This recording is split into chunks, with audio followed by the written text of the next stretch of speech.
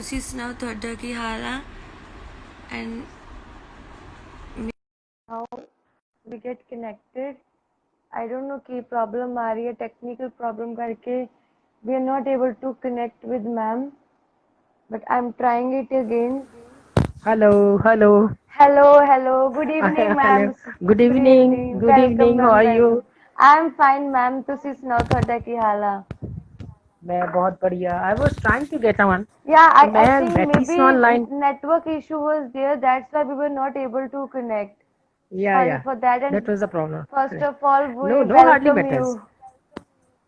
Thank you so much. And Thank you so much. thank you so much कि उस दिन delay हो गया ਸੀ due to some reasons and you agreed again for this. ਤੁਸੀਂ ਆਪਣਾ precious time ਸਾਡੇ ਲਈ ਕੱਢਿਆ. Thank you ma'am, thank you so much.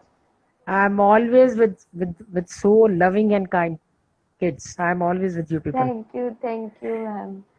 ਹੋਰ ma'am, Hello everyone online. so मेरे पांच बच्चे अपने ਨਾਲ online भी चल रहे हैं है ना? yes ma'am, online ਚੱਲ ਰਹੇ ਨੇ. Yeah. So I welcome again ma'am Asha Sharma ji, being a retired manager of bank and ਉੱਤੋਂ ਤੁਸੀਂ ਐਂਕਰ ਵੀ, ਸਿੰਗਰ ਵੀ, ਮਤਲਬ ਇੰਨਾ ਕੁਝ ਤੁਸੀਂ ਕਿਵੇਂ ਮੈਨੇਜ ਕਿਵੇਂ ਕਰਦੇ ਹੋ? ਬਸ ਇੰਟਰਸਟ ਹੈ. I take interest in everything. ਘਰ ਦੇ ਵਿੱਚ ਮੇਰਾ ਉਨਾ ਇੰਟਰਸਟ ਸਿੰਗਿੰਗ ਚ ਵੀ ਉਨਾ ਹੀ, ਪਹਿਲੀ ਔਖੀ ਰਾਈਟਿੰਗ ਚੀਜ਼ ਚ ਉਨਾ ਹੀ ਇੰਟਰਸਟ. ਬੈਂਕਿੰਗ ਵਾਲੀ, I think that is lot of maths ਹੈ ਨਾ, ਉਸ ਦਾ ਮੈਥਸ ਹੀ ਬਹੁਤ ਹੁੰਦਾ ਆ ਐਂਡ ਉਹ ਤਾਂ ਮੇਰੇ ਇਦਾਂ ਚੱਲ ਜਾਂਦਾ, ਸਾਫ਼ ਦਿਖ ਰਿਹਾ ਹੁੰਦਾ ਕਿ math is going like this. ਮਤਲਬ ਪਹਿਲਾਂ ਤੁਸੀਂ ਉਹੀ ਇੱਕ ਬੀਇੰਗ ਅ ਬੈਂਕਰ ਕਿ ਤੁਸੀਂ ਮੈਥ ਨੂੰ ਕੀਤਾ ਐਂਡ ਦੈਨ ਅਗੇਨ ਤੁਸੀਂ ਆਪਣੇ ਇੰਟਰਸਟ ਨੂੰ, ਆਪਣੇ ਪ੍ਰੋਫੈਸ਼ਨ ਦੇ ਨਾਲ ਪੈਸ਼ਨ ਨੂੰ ਵੀ ਪ੍ਰੋਪਰ ਫੋਲੋ ਕੀਤਾ. ਇੰਨੇ ਮਲਟੀਪਲ ਟਾਸਕ ਜਿੱਥੇ ਮੇਲ ਨਹੀਂ ਕਰ ਪਾਉਂਦੇ, being a female like you are doing, hats off ma'am. So thank you.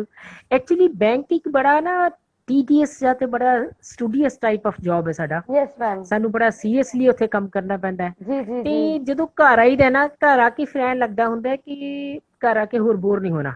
Light there should be entertainment. कोई कैरम बोर्ड खेलो, कोई सॉन्ग गाओ, कुछ लिखो, कुछ something extra okay other than the bank, ताकि अपने थोड़ा ਅਸੀਂ enjoy ਕਰ ਸਕੇ ਲਾਈਫ. ਨਹੀਂ ਬੈਂਕ ਤਾਂ ਇਟਸ ਸੱਚ ਅ ਡਲ ਜੌਬ ਨਾ, ਕੰਟੀਨਿਊਸਲੀ ਤੁਹਾਨੂੰ 7-8 ਘੰਟੇ ਬੈਠਣਾ ਪੈਂਦਾ ਹੈ ਔਰ ਇੱਕ ਵੀ ਮਿੰਟ ਤੁਸੀਂ ਆਪਣੇ ਆਪ ਨੂੰ ਮੈਂ ਕੰਪਿਊਟਰ ਤੋਂ ਤੁਸੀਂ ਆਪਣੀ ਨਜ਼ਰ ਓਲੇ ਨਹੀਂ ਕਰ ਸਕਦੇ. ਮੈਮ ਅਸੀਂ ਉਦਾਂ ਕਦੀ ਬੈਂਕ ਜਾਣਾ ਹੋਵੇ ਉਹਦੇ 'ਚ ਤੰਗ ਆ ਜਾਂਦੇ ਆ ਵੀ ਉਹ ਹੋ ਘੰਟਾ ਲਾਈਨ 'ਚ ਖੜਨਾ ਪੈਣਾ and it's very tough for you ਕਿ ਤੁਸੀਂ ਸਾਰਾ ਦਿਨ ਉੱਥੇ ਸਪੈਂਡ ਕਰਨਾ. ਸਾਡੇ ਲਈ ਉਹ 15-20 ਮਿੰਟ ਵੀ ਔਖੇ ਹੁੰਦੇ ਕਿ ਬੈਂਕ ਜਾਣਾ ਪੈਣਾ ਵੀ ਜੇ ਏਦਾਂ ਹੀ ਕੰਮ ਸਰਦਾ. ਤੁਸੀਂ ਸਾਰਾ ਦਿਨ ਬੈਠਾ ਇੰਨੇ ਅਲੱਗ-ਅਲੱਗ ਲੋਕਾਂ ਨਾਲ ਡੀਲ ਕਰਨਾ, ਮਤਲਬ I can understand ਕਿ ਬਹੁਤ variety of people you have to tackle with them.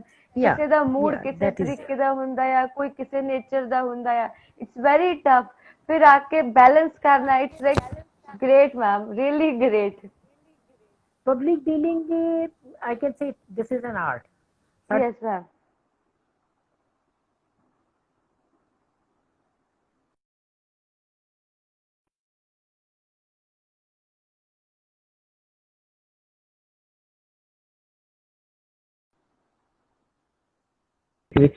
Hello, ਹਾਂਜੀ ਮੈਂ ਇੱਕ ਗੱਲ ਕਹਿ ਰਹੀ ਸੀ, ਮੈਂ ਕਿ public dealing is an art. Okay ਲੋਕਾਂ ਨੂੰ ਡੀਲ ਕਰਨਾ, ਟੈਕਲ ਕਰਨਾ, ਔਰ with the passage of time I learned it. ਬੜਾ ਅੱਛੀ ਤਰ੍ਹਾਂ ਮੈਂ ਟੈਕਲ ਕਰ ਲੈਂਦੀ ਸੀਗੀ. ਬਜ਼ੁਰਗ ਵੀ ਆਉਂਦੇ ਸੀਗੇ ਵਿਚਾਰੇ, ਔਰ ਸਾਡੇ ਕੋਲੇ ਉਹ ਲੋਕ ਵੀ ਜਿਹੜੇ ਹੈਂਡੀਕੈਪ ਦਾ ਆਪਣਾ ਕੰਮ ਨਹੀਂ ਸੀ ਕਰ ਸਕਦੇ, ਅਸੀਂ ਉਹਨਾਂ ਨੂੰ ਵੀ ਅਟੈਂਡ ਕਰਦੇ ਸੀ. ਐਜੂਕੇਟਿਡ ਸਟਾਫ ਲਈ ਤਾਂ ਕੋਈ ਮੁਸ਼ਕਿਲ ਹੈ ਹੀ ਨਹੀਂ, ਉਹ ਤਾਂ ਆਪਣਾ ਕੰਮ ਵੀ ਕਰ ਸਕਦਾ ਸੀ, ਸਾਥੋਂ ਕਰਵਾ ਵੀ ਸਕਦੇ, ਸਮਝਾ ਵੀ ਸਕਦੇ ਸੀ ਆਪਣੀ ਗੱਲ. ਪਰ ਅੱਛਾ ਲੱਗਦਾ ਸੀ. This is kind of you can say service. ਆਪਾਂ ਸੋਸ਼ਲ ਸਰਵਿਸ ਕਰਦੇ ਹਾਂ ਐਂਡ ਆਈ ਕੈਨ ਸੇ ਮੈਂ ਜਿਹੜੀ ਸਰਵਿਸਿਸ ਸਿੱਖੀ ਰਾਈਟ ਫਰੋਮ ਦੀ ਬੈਂਕਿੰਗ, ਉੱਥੇ ਲੋਕਾਂ ਨੂੰ ਬਹੁਤ ਅਕੋਮੋਡੇਟ ਕਰਦੀ ਸੀ, ਬਹੁਤ ਲੋਕਾਂ ਨੂੰ ਕੰਮ ਕਰਵਾ ਕੇ ਦੇਣੇ. ਔਰ ਇਸੇ ਕਰਕੇ ਜਿੱਥੇ ਜਿਸ ਬ੍ਰਾਂਚ ਮੈਂ ਜਾਂਦੀ ਸੀਗੀ, ਲੋਕੀ ਕਹਿੰਦੇ ਸੀ ਟਾਰਗੇਟਸ ਨੂੰ ਅਚੀਵ ਕਰਨਾ ਮੁਸ਼ਕਿਲ ਨਹੀਂ ਹੈ ਕਿ ਮੈਮ ਆ ਗਏ ਬਸ ਹੁਣ ਆਪਣੇ ਆਪ ਚੱਲੇ ਜਾਣਾ. ਸਾਡੀ ਮੇਰੇ ਖਿਆਲ ਆਲ ਓਵਰ ਪਟਿਆਲਾ ਡਿਸਟ੍ਰਿਕਟ 'ਚ ਅਸੀਂ 2 ਲੇਡੀ ਸੀਗੀਆਂ, ਮਾਈ self and Mrs Mukta ma'am. ਬਸ ਜਿੱਥੇ ਅਸੀਂ ਚਲੇ ਜਾਣਾ ਅਸੀਂ ਕਹਿੰਦੇ ਸੀ ਬਸ ਠੀਕ ਹੈ ਦੋਨੋਂ ਮੈਮ ਚਲੇ ਗਏ, ਹੁਣ ਰਿਸਪॉन्सिबल ਆਪ ਸਭ ਕੁਝ ਕੰਮ ਆਪੇ ਹੁੰਦਾ ਰਹੇਗਾ. ਔਰ ਮੇਰੀ branch throughout life non complaint branch ਰਹੀ ਹੈ. ਮੇਰੀ ਬ੍ਰਾਂਚ ਦੀ ਕਦੇ ਕੰਪਲੇਂਟ ਨਹੀਂ ਹੋਈ. ਜਿਸ ਬ੍ਰਾਂਚ ਮੈਂ ਚਲੀ ਜਾਂਦੀ ਸੀ ਉੱਥੇ ਕੰਪਲੇਂਟ ਬੰਦ ਹੋ ਜਾਂਦੀ ਸੀ, ਕਿਉਂਕਿ ਅਸੀਂ ਲੋਕਾਂ ਨੂੰ ਬੜੀ ਪੀਸਫੁਲੀ ਸੁਣਦੇ ਸੀ, ਬੜੀ ਪੀਸਫੁਲੀ ਉਹਨਾਂ ਨੂੰ ਸੋਲੂਸ਼ਨ ਦਿੰਦੇ ਸੀ and they were very happy. Actually I enjoyed मैं बैंकिंग भी बड़ी इंजॉय की, लाइफ भी बड़ी इंजॉय की, मतलब मैं घूमी भी बहुत, ਰਾਈਟਿੰਗ ਵੀ ਬਹੁਤ ਕੀਤੀਆਂ। ਹੁਣ ਮੈਨੂੰ ਗਾਣੇ 'ਚ ਮੇਰੀ ਆਵਾਜ਼ ਬਹੁਤ ਹੀ ਵਧੀਆ ਨੇ। ਸੀਰੀਅਸਲੀ ਮਤਲਬ ਤੁਸੀਂ ਪ੍ਰੂਵ ਕਰ ਦਿੱਤਾ ਕਿ age is only a number, nothing else. ਵੀ ਇੱਕ ਉਮਰ ਹਾਂ, ਏਜ ਇਜ਼ ਨਾਟ, ਇਸ ਤੋਂ ਵੱਧ ਕੁਝ ਨਹੀਂ ਇਨਸਾਨ ਬਿਲਕੁਲ ਬਿਲਕੁਲ ਕੁਝ ਵੀ ਕਦੋਂ ਵੀ ਕਰ ਸਕਦਾ ਆ। ਬਿਲਕੁਲ। ਹਾਂ, ਏਜ ਇਜ਼ ਨਾਟ ਅ ਕੌਨਫੀਡੈਂਸ਼ਨ। ਤੁਸੀਂ ਫਿਰ ਇਹ ਮੈਰਿਜ ਤੋਂ ਪਹਿਲਾਂ ਸਟਾਰਟ ਕੀਤੀ ਕਿ ਆਫਟਰ ਮੈਰਿਜ ਤੁਸੀਂ ਇਸ ਜੌਬ 'ਚ ਆਏ ਸੀਗੇ? ਮੈਂ ਮੈਰਿਜ ਤੋਂ ਪਹਿਲਾਂ ਹੀ ਜੌਬ ਕਰ ਰਹੀ ਸੀਗੀ। ਮੇਰੀ ਮੈਰਿਜ 3 ਸਾਲ ਦੀ ਮੇਰੀ ਜੌਬ ਹੋ ਗਈ ਸੀਗੀ ਜਦੋਂ ਮੇਰੀ ਮੈਰਿਜ ਹੋਈ। ਤੇ ਮੇਰੇ ਹਸਬੈਂਡ ਨੇ ਇੱਕ ਵਾਰੀ ਮੈਨੂੰ ਕਿਹਾ ਵੀ ਕਿ ਜ਼ਰੂਰਤ ਤਾਂ ਹੈ ਨਹੀਂ ਵੀ ਕੰਟੀਨਿਊ ਕਰਨੀ ਹੈ। ਮੈਂ ਕਿਹਾ ਅਸੀਂ ਘਰ ਬਹਿ ਕੇ ਵੀ ਕੀ ਕਰਾਂਗੇ, ਵੀ ਚਲੋ ਘਰ ਬਿਲਕੁਲ ਫ੍ਰੀ ਬੈਠ ਕੇ ਵੀ ਕੀ ਕਰਾਂਗੇ। ਨਾ ਨੁਕਰ ਨਹੀਂ ਸੀ ਜੌਬ ਵੱਲੋਂ, ਮਤਲਬ ਉਹਨਾਂ ਨੇ ਕੋਈ ਨਹੀਂ ਕਿਹਾ ਵੀ ਘਰੇ ਹੀ ਬੈਠ ਤੂੰ ਬਾਹਰ ਕੰਮ ਨਹੀਂ ਕਰਨਾ ਐਂਡ ਆਲ? no nothing। ਬਲਕਿ ਮੇਰੀ ਤਾਂ sister in laws always very highly qualified. ਮੇਰੀ ਸਿਸਟਰ ਇਨ ਲਾ ਜਿਹੜਾ she is physician doctor and second one was literary doctor, she was PhD। ਉਹ ਵੀ ਡਾਕਟਰ ਸੀ, ਵੱਡੇ ਵਾਲੇ ਵੀ ਡਾਕਟਰ ਸੀ, ਉਹਦੇ ਹਸਬੈਂਡ ਵੀ ਡਾਕਟਰ ਸੀ। ਔਰ ਮੇਰੇ ਦੇਵਰ ਸੀ, ਜਿਹੜੇ ਦੇ ਦੇਵਰ ਹੈ ਮਤਲਬ ਇਹ ਹੀ ਇਜ਼ ਐਡਵੋਕੇਟ, ਉਹਦੀ ਵਾਈਫ ਵੀ ਐਡਵੋਕੇਟ ਸੀ। ਮੈਂ ਬੈਂਕ ਸੀ। ਸਾਡੀ whole of my family was well placed and highly educated. ਮੇਰੇ ਫਾਦਰ ਨਾਲ ਤਾਂ ਕੋਈ ਆਬਜੈਕਸ਼ਨ ਨਹੀਂ ਸੀ ਇਸ ਗੱਲ ਤੇ। ਕਹਿੰਦੇ ਸੀ ਤੁਹਾਡਾ ਮਨ ਕਰਦਾ ਠੀਕ ਹੈ, ਤੇ ਜੇ ਨਹੀਂ ਮਨ ਕਰਦਾ ਨਾ ਕਰੋ ਜਾਓ, ਜੇ ਕਰਦਾ ਮਨ ਤਾਂ ਕੰਟੀਨਿਊ ਕਰੋ। ਸਾਡੇ ਵੱਲੋਂ ਕੋਈ ਰੈਸਟ੍ਰਿਕਸ਼ਨ ਕੋਈ ਨਹੀਂ ਹੈ। ਐਂਡ ਮੈਮ ਜਦੋਂ ਮਤਲਬ ਸਕੂਲ ਟਾਈਮ ਤੋਂ ਹੀ ਫਿਰ ਯੂ ਥੌਟ ਕਿ ਤੁਸੀਂ ਬੈਂਕ 'ਚ ਹੀ ਜਾਣਾ, ਜਾਂ ਉਦੋਂ ਕੋਈ ਤੁਹਾਡਾ ਮਨ 'ਚ ਹੋਰ ਪ੍ਰੋਫੈਸ਼ਨ ਸੀਗਾ ਕਿ ਪਹਿਲਾਂ ਮੈਂ ਜੇ ਬੱਚੇ ਨਹੀਂ ਹੁੰਦੇ ਆਪਾਂ ਟੀਵੀ ਤੇ ਪਹਿਲਾਂ ਦੇਖ ਲੈਂਦੇ ਕਿ ਨਹੀਂ ਮੈਂ ਤਾਂ ਆਹ ਬਣੂ, ਫਿਰ ਥੋੜੇ ਹੋਰ ਵੱਡੇ ਹੁੰਦੇ ਨਹੀਂ ਹੁਣ ਆਹ ਬਣੂ, ਮੀਨਸ ਕਾਈਂਡ ਆਫ ਤੁਸੀਂ ਪਹਿਲਾਂ ਹੀ ਸੋਚ ਲਿਆ ਸੀਗਾ ਕਿ ਬੈਂਕਿੰਗ 'ਚ ਜਾਣਾ ਜਾਂ ਕੁਝ ਹੋਰ ਸੀ ਤੁਹਾਡੇ ਦਿਮਾਗ 'ਚ? ਐਕਚੁਅਲੀ ਰਾਈਟਿੰਗ ਮੇਰਾ ਸ਼ੌਕ ਸ਼ੁਰੂ ਤੋਂ ਹੀ ਸੀਗਾ। ਮੈਂ ਬਿਫੋਰ ਜੁਆਇਨਿੰਗ ਦਾ ਬੈਂਕ ਰੇਡੀਓ ਸਟੇਸ਼ਨ ਕਈ ਵਾਰੀ ਆਪਣੀ ਪੋਇਮਸ ਵਗੈਰਾ ਸੁਣਾਨੀਆਂ, ਉੱਥੇ ਕਵੀ ਦਰਬਾਰ 'ਚ ਮੈਂ 1-2 ਵਾਰੀ ਗਈ, ਮੈਨੂੰ ਅੱਛਾ ਲੱਗਿਆ। Then I applied for the job there radio station and I got selected for radio station Najibabad. Announcer ਦੀ ਪੋਸਟ ਮੈਨੂੰ ਮਿਲ ਗਈ ਸੀ। ਤੇ ਪਰ ਮੇਰੇ ਪੇਰੈਂਟਸ ਨੇ ਇਹ ਕਹਿਤਾ ਸੀਗਾ, ਉਹਨਾਂ ਦੀ ਮੇਰੇ ਪੇਰੈਂਟਸ ਬਲਕਿ ਥੋੜੇ ਜਿਹੇ ਰਿਸਟ੍ਰਿਕਟਡ ਇਸ ਗੱਲ ਤੋਂ ਸੀਗੇ ਵੀ ਜੌਬ ਤਾਂ ਕਰ ਲਓ ਪਰ ਜੌਬ ਕਰੋ ਵਿਦਨ ਪਟਿਆਲਾ, ਬਾਹਰ ਨਹੀਂ ਜਾਣਾ। ਸੋ ਤੁਸੀਂ ਜਦ ਤੱਕ ਮੈਰਿਜ ਨਹੀਂ ਹੁੰਦੀ, ਮਤਲਬ ਹਾਂ ਜਦ ਤੱਕ ਮੈਰਿਜ ਨਹੀਂ ਪਟਿਆਲੇ ਰਹੋ ਕਹਿੰਦੇ। ਹਾਂ, ਇਸ ਕਰਕੇ ਫਿਰ ਮੈਂ ਉਹ ਜੁਆਇਨ ਨਹੀਂ ਕਰ ਸਕੀ। ਫਿਰ ਸੈਕਿੰਡ ਆਪਸ਼ਨ ਮੇਰੀ ਸਿਰਫ ਬੈਂਕ ਹੀ ਸੀਗਾ ਕਿਉਂਕਿ ਮੇਰੀ ਫੈਮਿਲੀ 'ਚ ਕਾਫੀ ਲੋਕ ਬੈਂਕ ਸੀ। ਤੁਹਾਡੇ ਟਾਈਮ ਤੇ ਉਦੋਂ ਇਹ ਟੈਸਟ ਹੁੰਦੇ ਸੀ ਬੈਂਕਿੰਗ ਵਾਲੇ ਕ੍ਰੈਕ ਕਰਨ ਵਾਸਤੇ? ਹਾਂ ਦੈਟ ਮੀਨਸ ਯੂ ਕ੍ਰੈਕ। ਨਹੀਂ, ਮੇਰੇ ਬੈਂਕ ਜੁਆਇਨ ਕਰਨ ਦਾ ਬੜਾ ਮਜ਼ਾਕ ਸੀ। ਬੈਂਕ ਅਸੀਂ ਜੁਆਇਨ ਕੀਤਾ, ਸਾਡੇ ਇੱਕ ਭਾਬੀ ਜੀ ਸੀਗੇ, ਬਹੁਤ ਪਿਆਰ ਕਰਦੇ ਸੀ ਸਾਨੂੰ। ਤੇ ਅਸੀਂ ਜੇ ਕਦੇ ਉਹਨਾਂ ਕੋਲ ਜਾਣ ਦੀ ਗੱਲ ਕਰਦੇ, ਪੇਰੈਂਟਸ ਨੇ ਕਹਿਣਾ ਕੀ ਕਰਨਾ ਇਕੱਲੇ ਜਾ ਕੇ, ਉੱਥੇ ਕੀ ਲੋੜ ਹੈ, ਸ਼ਾਦੀ ਤੋਂ ਬਾਅਦ ਜਾਈਓ, ਇਕੱਲੀਆਂ ਕੁੜੀਆਂ ਕੀ ਕਹਿੰਦੇ, ਥੋੜਾ ਜਿਹਾ ਵਿਚਾਰ ਏਦਾਂ ਦੇ ਸੀਗੇ। ਤੇ ਫਿਰ ਅਸੀਂ ਬਹਾਨਾ ਬਣਾਇਆ, ਮੈਂ ਤੇ ਮੇਰੇ ਬ੍ਰਦਰ ਨੇ, ਕਿ ਜੀ ਇਸ ਤਾਂ ਪੇਪਰ ਦੇਣ ਜਾਣਾ ਹੈ। ਅਸੀਂ ਅੰਬਾਲੇ ਬੈਂਕ ਦਾ ਪੇਪਰ ਦੇਣ ਚਲੇ ਗਏ, ਭਾਬੀ ਜੀ ਨੂੰ ਮਿਲਣ ਜਾਣਾ ਸੀ, ਪੇਪਰ ਵੀ ਦੇ ਆਏ। ਤੇ ਜਦੋਂ ਰਿਜ਼ਲਟ ਆਇਆ, ਫਾਦਰ ਸਾਹਿਬ ਕਹਿੰਦੇ ਕਿ ਲਿਆਓ ਵੀ ਰੋਲ ਨੰਬਰ ਲਿਆਓ, ਤੁਹਾਡਾ ਪੇਪਰਾਂ ਦਾ ਰਿਜ਼ਲਟ ਆ ਗਿਆ, ਕਿ ਦੇਖੀਏ ਕੀ ਬਣਿਆ। ਅਸੀਂ ਉਹਨਾਂ ਨੂੰ ਕਿਹਾ ਸਾਡੇ ਤਾਂ ਰੋਲ ਨੰਬਰ ਖੋ ਗਏ। ਵੀ ਸਾਨੂੰ ਇਹ ਸੀ, ਅਸੀਂ ਤਾਂ ਮਜ਼ਾਕ ਚ ਗਏ ਸੀ, ਅਸੀਂ ਕਿਹੜਾ ਕੋਈ ਬੈਂਕ ਦਾ ਪੇਪਰ ਦੇਣੀ ਸੀ, ਅਸੀਂ ਤਾਂ ਭਾਬੀ ਜੀ ਨੂੰ ਮਿਲਣਾ ਸੀਗਾ, ਮਿਲ ਕੇ ਆ ਗਏ। ਪੇਪਰ ਤਾਂ ਬਹਾਨਾ ਸੀ, ਦੇ ਆਏ। ਉਹ ਹੋਇਆ ਕਿਵੇਂ ਕਿ ਜਦੋਂ ਦੀਵਾਲੀ ਦਾ ਦਿਨ ਆਇਆ, ਸਭ ਦੇ ਬੜੇ ਕਾਰਡ ਕੂਡਸ ਆਏ ਸਾਡੇ, ਤਾਂ ਉਹਦੇ ਵਿੱਚ ਇੱਕ ਖਾਕੀ ਰੰਗ ਦੀ ਚਿੱਠੀ ਆ ਗਈ। ਤੇ ਸਾਡਾ ਪੋਸਟਮੈਨ ਕਹਿੰਦਾ ਵੀ ਇਹ ਤਾਂ ਕਹਿੰਦਾ ਕਾਰਡ ਜਿਹੜਾ ਵਿਸ਼ੇਸ਼ ਦਾ ਨਹੀਂ ਹੋ ਸਕਦਾ, ਪਹਿਲਾਂ ਤੇ ਚਿੱਠੀ ਖੋਲ ਕੇ ਦੇਖੋ। ਮੇਰੇ ਫਾਦਰ ਨੂੰ ਕਹਿੰਦੇ ਪਹਿਲਾਂ ਇਹ ਦੇਖੋ ਚਿੱਠੀ ਜਿਹੜੀ ਹੈ, ਇਹ ਤਾਂ ਕੋਈ ਸਰਕਾਰੀ ਚਿੱਠੀ ਲੱਗਦੀ ਹੈ। ਤੇ ਮੇਰੇ ਫਾਦਰ ਨੇ ਖੋਲਿਆ, ਹੀ ਵਾਜ਼ ਐਸਟੋਨਿਸ਼ਡ। ਕਹਿੰਦੇ ਤੁਸੀਂ ਤਾਂ ਸਾਡੇ ਪੇਪਰ ਪਾਸ ਕਰਕੇ ਆ ਗਏ, ਕਹਿੰਦੇ ਤੁਹਾਨੂੰ ਦੱਸਿਆ ਤਾਂ ਕਿ ਨਹੀਂ। ਕਹਿੰਦੇ ਤੁਹਾਨੂੰ ਤਾਂ ਇਹ ਵੀ ਨਹੀਂ ਦੱਸਿਆ ਤੁਸੀਂ ਪੇਪਰ ਵੀ ਪਾਸ ਕਰ ਲਿਆ। ਵਾਕਈ ਗਿਫਟ ਸੀਗਾ, ਉਹ ਤਾਂ ਦੀਵਾਲੀ ਗਿਫਟ ਸੀ ਮੇਰੇ ਲਈ। ਤੇ I was got selected and I was asked to come for interview ਤਾਂ ਕਿ ਤੁਹਾਨੂੰ ਪੋਸਟਿੰਗ ਦਿੱਤੀ ਜਾ ਸਕੇ। And I was surprised to see, ਮੈਂ ਕਿਹਾ ਇਹ ਤਾਂ ਹਲੇ ਮਿਹਨਤ ਤਾਂ ਕੀਤੀ ਹੋਣੀ ਸੀ ਬੈਂਕ ਵਾਲੀ ਤਾਂ, ਇਹ ਤਾਂ ਮਜ਼ਾਕ ਪੇਪਰ ਦੇ ਆਏ ਸੀਗੇ। And I got selected there। ਅੱਛਾ ਲੱਗਿਆ ਸਰ। ਰਾਈਟਿੰਗ ਦੇ ਵਿੱਚ ਜਾਣ ਵਾਸਤੇ ਸੋਚਿਆ ਸੀ ਪਹਿਲਾਂ ਤੁਸੀਂ? ਹਾਂ, ਰਾਈਟਿੰਗ ਮੈਨੂੰ ਇਹ ਸੀ ਮੈਂ ਰਾਈਟਰ ਬਣਾਂਗੀ। ਔਰ ਇੱਕ ਸਾਨੂੰ ਬੜਾ ਐਸੇ ਲਿਖਾਉਂਦੇ ਹੁੰਦੇ ਸੀਗੇ ਕੀ ਕਹਿੰਦੇ ਮਾਈ ਏਮ ਆਫ ਲਾਈਫ, ਮੈਂ ਸਦਾ ਹੀ ਕਹਿੰਦੇ ਸੀ I will be writer, I will become a writer. ਕਿਉਂਕਿ ਰਾਈਟਰ ਦੀ ਕਲਮ ਇੰਨੀ ਫਾਸਟ ਚੱਲਦੀ ਹੈ, ਉਹਦੀ ਕਲਮ ਦੇ ਵਿੱਚ ਮਤਲਬ ਕਿਸੇ ਲਈ ਵੀ ਕੋਈ ਉਹ ਨਹੀਂ ਹੈ, ਐਕਸੈਪਸ਼ਨ ਨਹੀਂ ਹੈ। ਉਹਨੂੰ ਜੋ ਅੱਛਾ ਨਹੀਂ ਲੱਗਦਾ ਉਹ ਲਿਖ ਦੇਗਾ, ਜੋ ਅੱਛਾ ਲੱਗਦਾ ਉਹ ਵੀ ਲਿਖ ਦੇਗਾ ਤੇ ਉਹ ਤੇ ਕੋਈ ਚੈੱਕ ਵੀ ਨਹੀਂ ਹੈ, ਕੋਈ ਉਹਨੂੰ ਟੋਕ ਨਹੀਂ ਸਕਦਾ ਵੀ ਜੋ ਨਹੀਂ ਠੀਕ ਲੱਗਿਆ ਲਿਖ ਦਈਏ। ਤੇ ਇਸ ਕਰਕੇ ਮੈਂ ਰਾਈਟਰ बनना ਚਾਹੁੰਦੀ ਸੀਗੀ, ਇਸੇ ਕਰਕੇ ਮੈਂ ज्वाइन करना चाहती रेडियो स्टेशन। पर लाइफ ने एक टर्न लेता, मेरी सिस्टर बैंक च आई, मेरे चाचा जी रीजनल मैनेजर सी बैंक से, वो कहते बैंक की जॉब बड़ी प्रेस्टिजियस है, बड़ी वाइट कॉलर जॉब है, why don't you join it. तो मजाक मजाक च पेपर तो उसे हो गई, ज्वाइन कर लिया। And after that I didn't try. मैं एक बार फिर दोबारा एक बार पेपर दिता सी, दूसरा एक होर दिता सी, उत्थे मेरी सिलेक्शन हुई चंडीगढ़ आई posting. I didn't join that. मैं कहनी हुण मैं ज्वाइन कर लिया, हुण मैं कन्फर्म होकर पटियाले वापस गल करा ते उस तो बाद मैं किसी कोई पेपर दिता ही नहीं। फिर तो बैंक का इंटरनल एग्जाम देते मैं सारे प्रमोशंस नहीं। बैंकिंग वाले एक मैं बहुत ही इंपॉर्टेंट मैसेज आया है सारंग सिकंदर जी दा। ਇਹ ਆਈ ਥਿੰਕ ਤੁਸੀਂ ਵੀ ਜਾਣਦੇ ਨੇ, ਸਰਦੂਲ ਸਿਕੰਦਰ ਜੀ ਦੇ ਪੁੱਤਰ ਨੇ ਸਾਰੰਗ ਸਿਕੰਦਰ। ਉਹਨਾਂ ਦਾ ਮੈਸੇਜ ਆਇਆ ਹੋਇਆ ਕਮੈਂਟ ਵਾਹ ਚਰਨ ਵਦਨਾ ਮੈਡਮ ਨੂੰ। ਮੀਨਸ ਇਹਨਾਂ ਨੇ ਇੱਕ ਦਿਨ ਪਹਿਲਾਂ ਮੈਨੂੰ ਓਏ ਗॉड ब्लेस हिम ਹਾਂਜੀ ਇੱਕ ਦਿਨ ਪਹਿਲਾਂ ਵੀ ਇਹਨਾਂ ਨੇ ਮੈਨੂੰ ਮੈਸੇਜ ਕੀਤਾ ਸੀਗਾ ਐਂਡ ਹੀ ਸੈਡ ਕਿ ਮਤਲਬ ਬਹੁਤ ਹੀ ਗ੍ਰੇਟ ਪਰਸਨੈਲਿਟੀ ਆ Asha Sharma ji, I would love to talk to her. So ਉਹਨਾਂ ਦਾ ਹੁਣ ਮੈਸੇਜ ਵੀ ਵਿੱਚ ਕਮੈਂਟ ਬਾਕਸ ਦੇ ਵਿੱਚ ਵੀ ਆ ਰਿਹਾ ਆ, ਮੇਬੀ ਹੀ ਨੋਜ਼ ਯੂ। ਤੇ ਮਤਲਬ ਤੁਹਾਨੂੰ ਆਲਮੋਸਟ ਆਈ ਥਿੰਕ ਮੇਰੇ ਤੋਂ ਸਾਰੰਗ ਨੂੰ ਮੈਂ ਜਾਣਦੀ ਹਾਂ। ਓਕੇ मैं जानती हूँ सारंग को, he's a very nice guy, very nice guy, very humble, God bless him, very humble, हाँ, God bless him और my blessings for him। Sarang ਜੀ ਮਿਲ ਗਿਆ, ਬਲੇਸਿੰਗਸ ਇਕੱਠੀਆਂ ਕਰ ਲਓ ਥੋੜੀਆਂ ਜਿਹਾ ਮੈਨੂੰ ਵੀ ਦੇ ਦਿਓ। How are you now? ਤੁਹਾਡੀ ਸਿਹਤ ਠੀਕ ਹੈ? ਤੁਹਾਡੀ ਸਿਹਤ ਹੁਣ ਤਾਂ ਬਿਲਕੁਲ ਸਿਹਤ ਬਿਲਕੁਲ। ਫਿਰ ਮੈਮ ਜੇ ਤੁਸੀਂ ਜੁਆਇਨਿੰਗ ਦਾ ਕਰ ਲਿਆ, ਮਤਲਬ ਲਾਈਫ ਤੁਹਾਨੂੰ ਕਦੀ ਏਦਾਂ ਨਹੀਂ ਹੋਇਆ ਕਿ ਹੈਂਡਲ ਕਰਨੀ ਕੋਈ ਡਿਫਿਕਲਟ ਹੋਈ ਕਿ ਫੈਮਿਲੀ ਵੀ ਬਚ ਕਿਡਸ ਦਾ ਵੀ ਕਰਨਾ, ਬੱਚਿਆਂ ਦਾ ਐਂਡ ਫੈਸ਼ਨ ਸਭ ਕੁਝ, ਮਤਲਬ ਹੌਸ਼ ਪੌਸ਼ ਨਹੀਂ ਕਦੀ ਕੰਮ ਹੋਇਆ, ਬੇਸਿਕਲੀ ਚੱਲੀ ਗਿਆ ਸਭ ਕੁਝ? Actually once you join one job and you are in the family, so you have to manage the time only. Time management ਤੁਹਾਡੀ ਠੀਕ ਹੈ, then you are successful। ਜੇ ਤੁਸੀਂ ਟਾਈਮ ਮੈਨੇਜ ਨਹੀਂ ਕਰ ਸਕਦੇ, ਕਿਉਂਕਿ ਮੇਰਾ ਅੱਜ ਵੀ ਆਫਟਰ ਰਿਟਾਇਰਮੈਂਟ ਵੀ ਮੇਰਾ ਜਿਹੜਾ ਟਾਈਮ ਹੈਗਾ ਸਵੇਰੇ 4:30 5 ਵਜੇ ਮੈਂ ਉੱਠ ਜਾਂਦੀ ਹਾਂ, ਹਾਲਾਂਕਿ ਹੁਣ ਮੈਂ ਕਿਤੇ ਜਾਣਾ ਨਹੀਂ ਹੁੰਦਾ। And this was my routine in my during my job also. ਤੇ ਉਦੋਂ ਵੀ ਮੈਂ 4:30 5 ਵਜੇ ਉੱਠ ਜਾਣਾ, ਆਪਣਾ ਕੰਮ ਮੈਨੇਜ ਕਰਨਾ, ਸਵੇਰੇ ਲੰਚ ਪਹਿਲਾਂ ਬ੍ਰੈਕਫਾਸਟ ਸਾਰਿਆਂ ਦਾ ਬਣਾਉਣਾ, ਬੱਚਿਆਂ ਦਾ ਲੰਚ ਨਾਲ ਪੈਕ ਕਰਨਾ, ਹਸਬੈਂਡ ਦਾ ਲੰਚ। ਤੇ ਫਿਰ ਜੇ ਅਸੀਂ ਬੱਚੇ ਜਦੋਂ ਸਕੂਲ ਤੋਂ ਆਉਣ ਲੱਗ ਗਏ ਦੁਪਹਿਰ ਵੇਲੇ, ਤੇ ਫਿਰ ਮੈਂ ਇੱਕ ਆਇਆ ਅਰੇਂਜ ਕਰ ਲਈ, ਉਹ ਦੁਪਹਿਰ ਨੂੰ ਸਾਡਾ ਲੰਚ ਉਹ ਬਣਾਉਂਦੀ ਹੁੰਦੀ ਸੀਗੀ। ਤੇ ਐਸਾ ਕਰਕੇ this was time management only.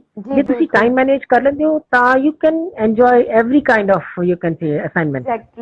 We relish rather. ਤੁਸੀਂ ਮਤਲਬ ਉਦਾਂ ਦੇ ਕਦੇ ਸਟ੍ਰਿਕਟ ਮਮ ਨਹੀਂ ਰਹੇ ਕਿ ਬੱਚਿਆਂ ਨੂੰ, ਮੈਂ ਆਪਣੇ ਬੱਚਿਆਂ ਨੂੰ ਵੱਡੇ ਹੋ ਕੇ ਬਸ ਆਹੀ ਬਣਾਉਣਾ, ਚਾਹੇ ਬੱਚੇ ਕੁਝ ਹੋਰ ਕਹਿ ਰਹੇ ਹੋਣ, ਕਿ ਯੂ ਵਰ ਲਾਈਕ ਕਿ ਤੁਸੀਂ ਜੋ ਕਰਨਾ ਕਰੋ ਲਾਈਫ ਦੇ ਵਿੱਚ?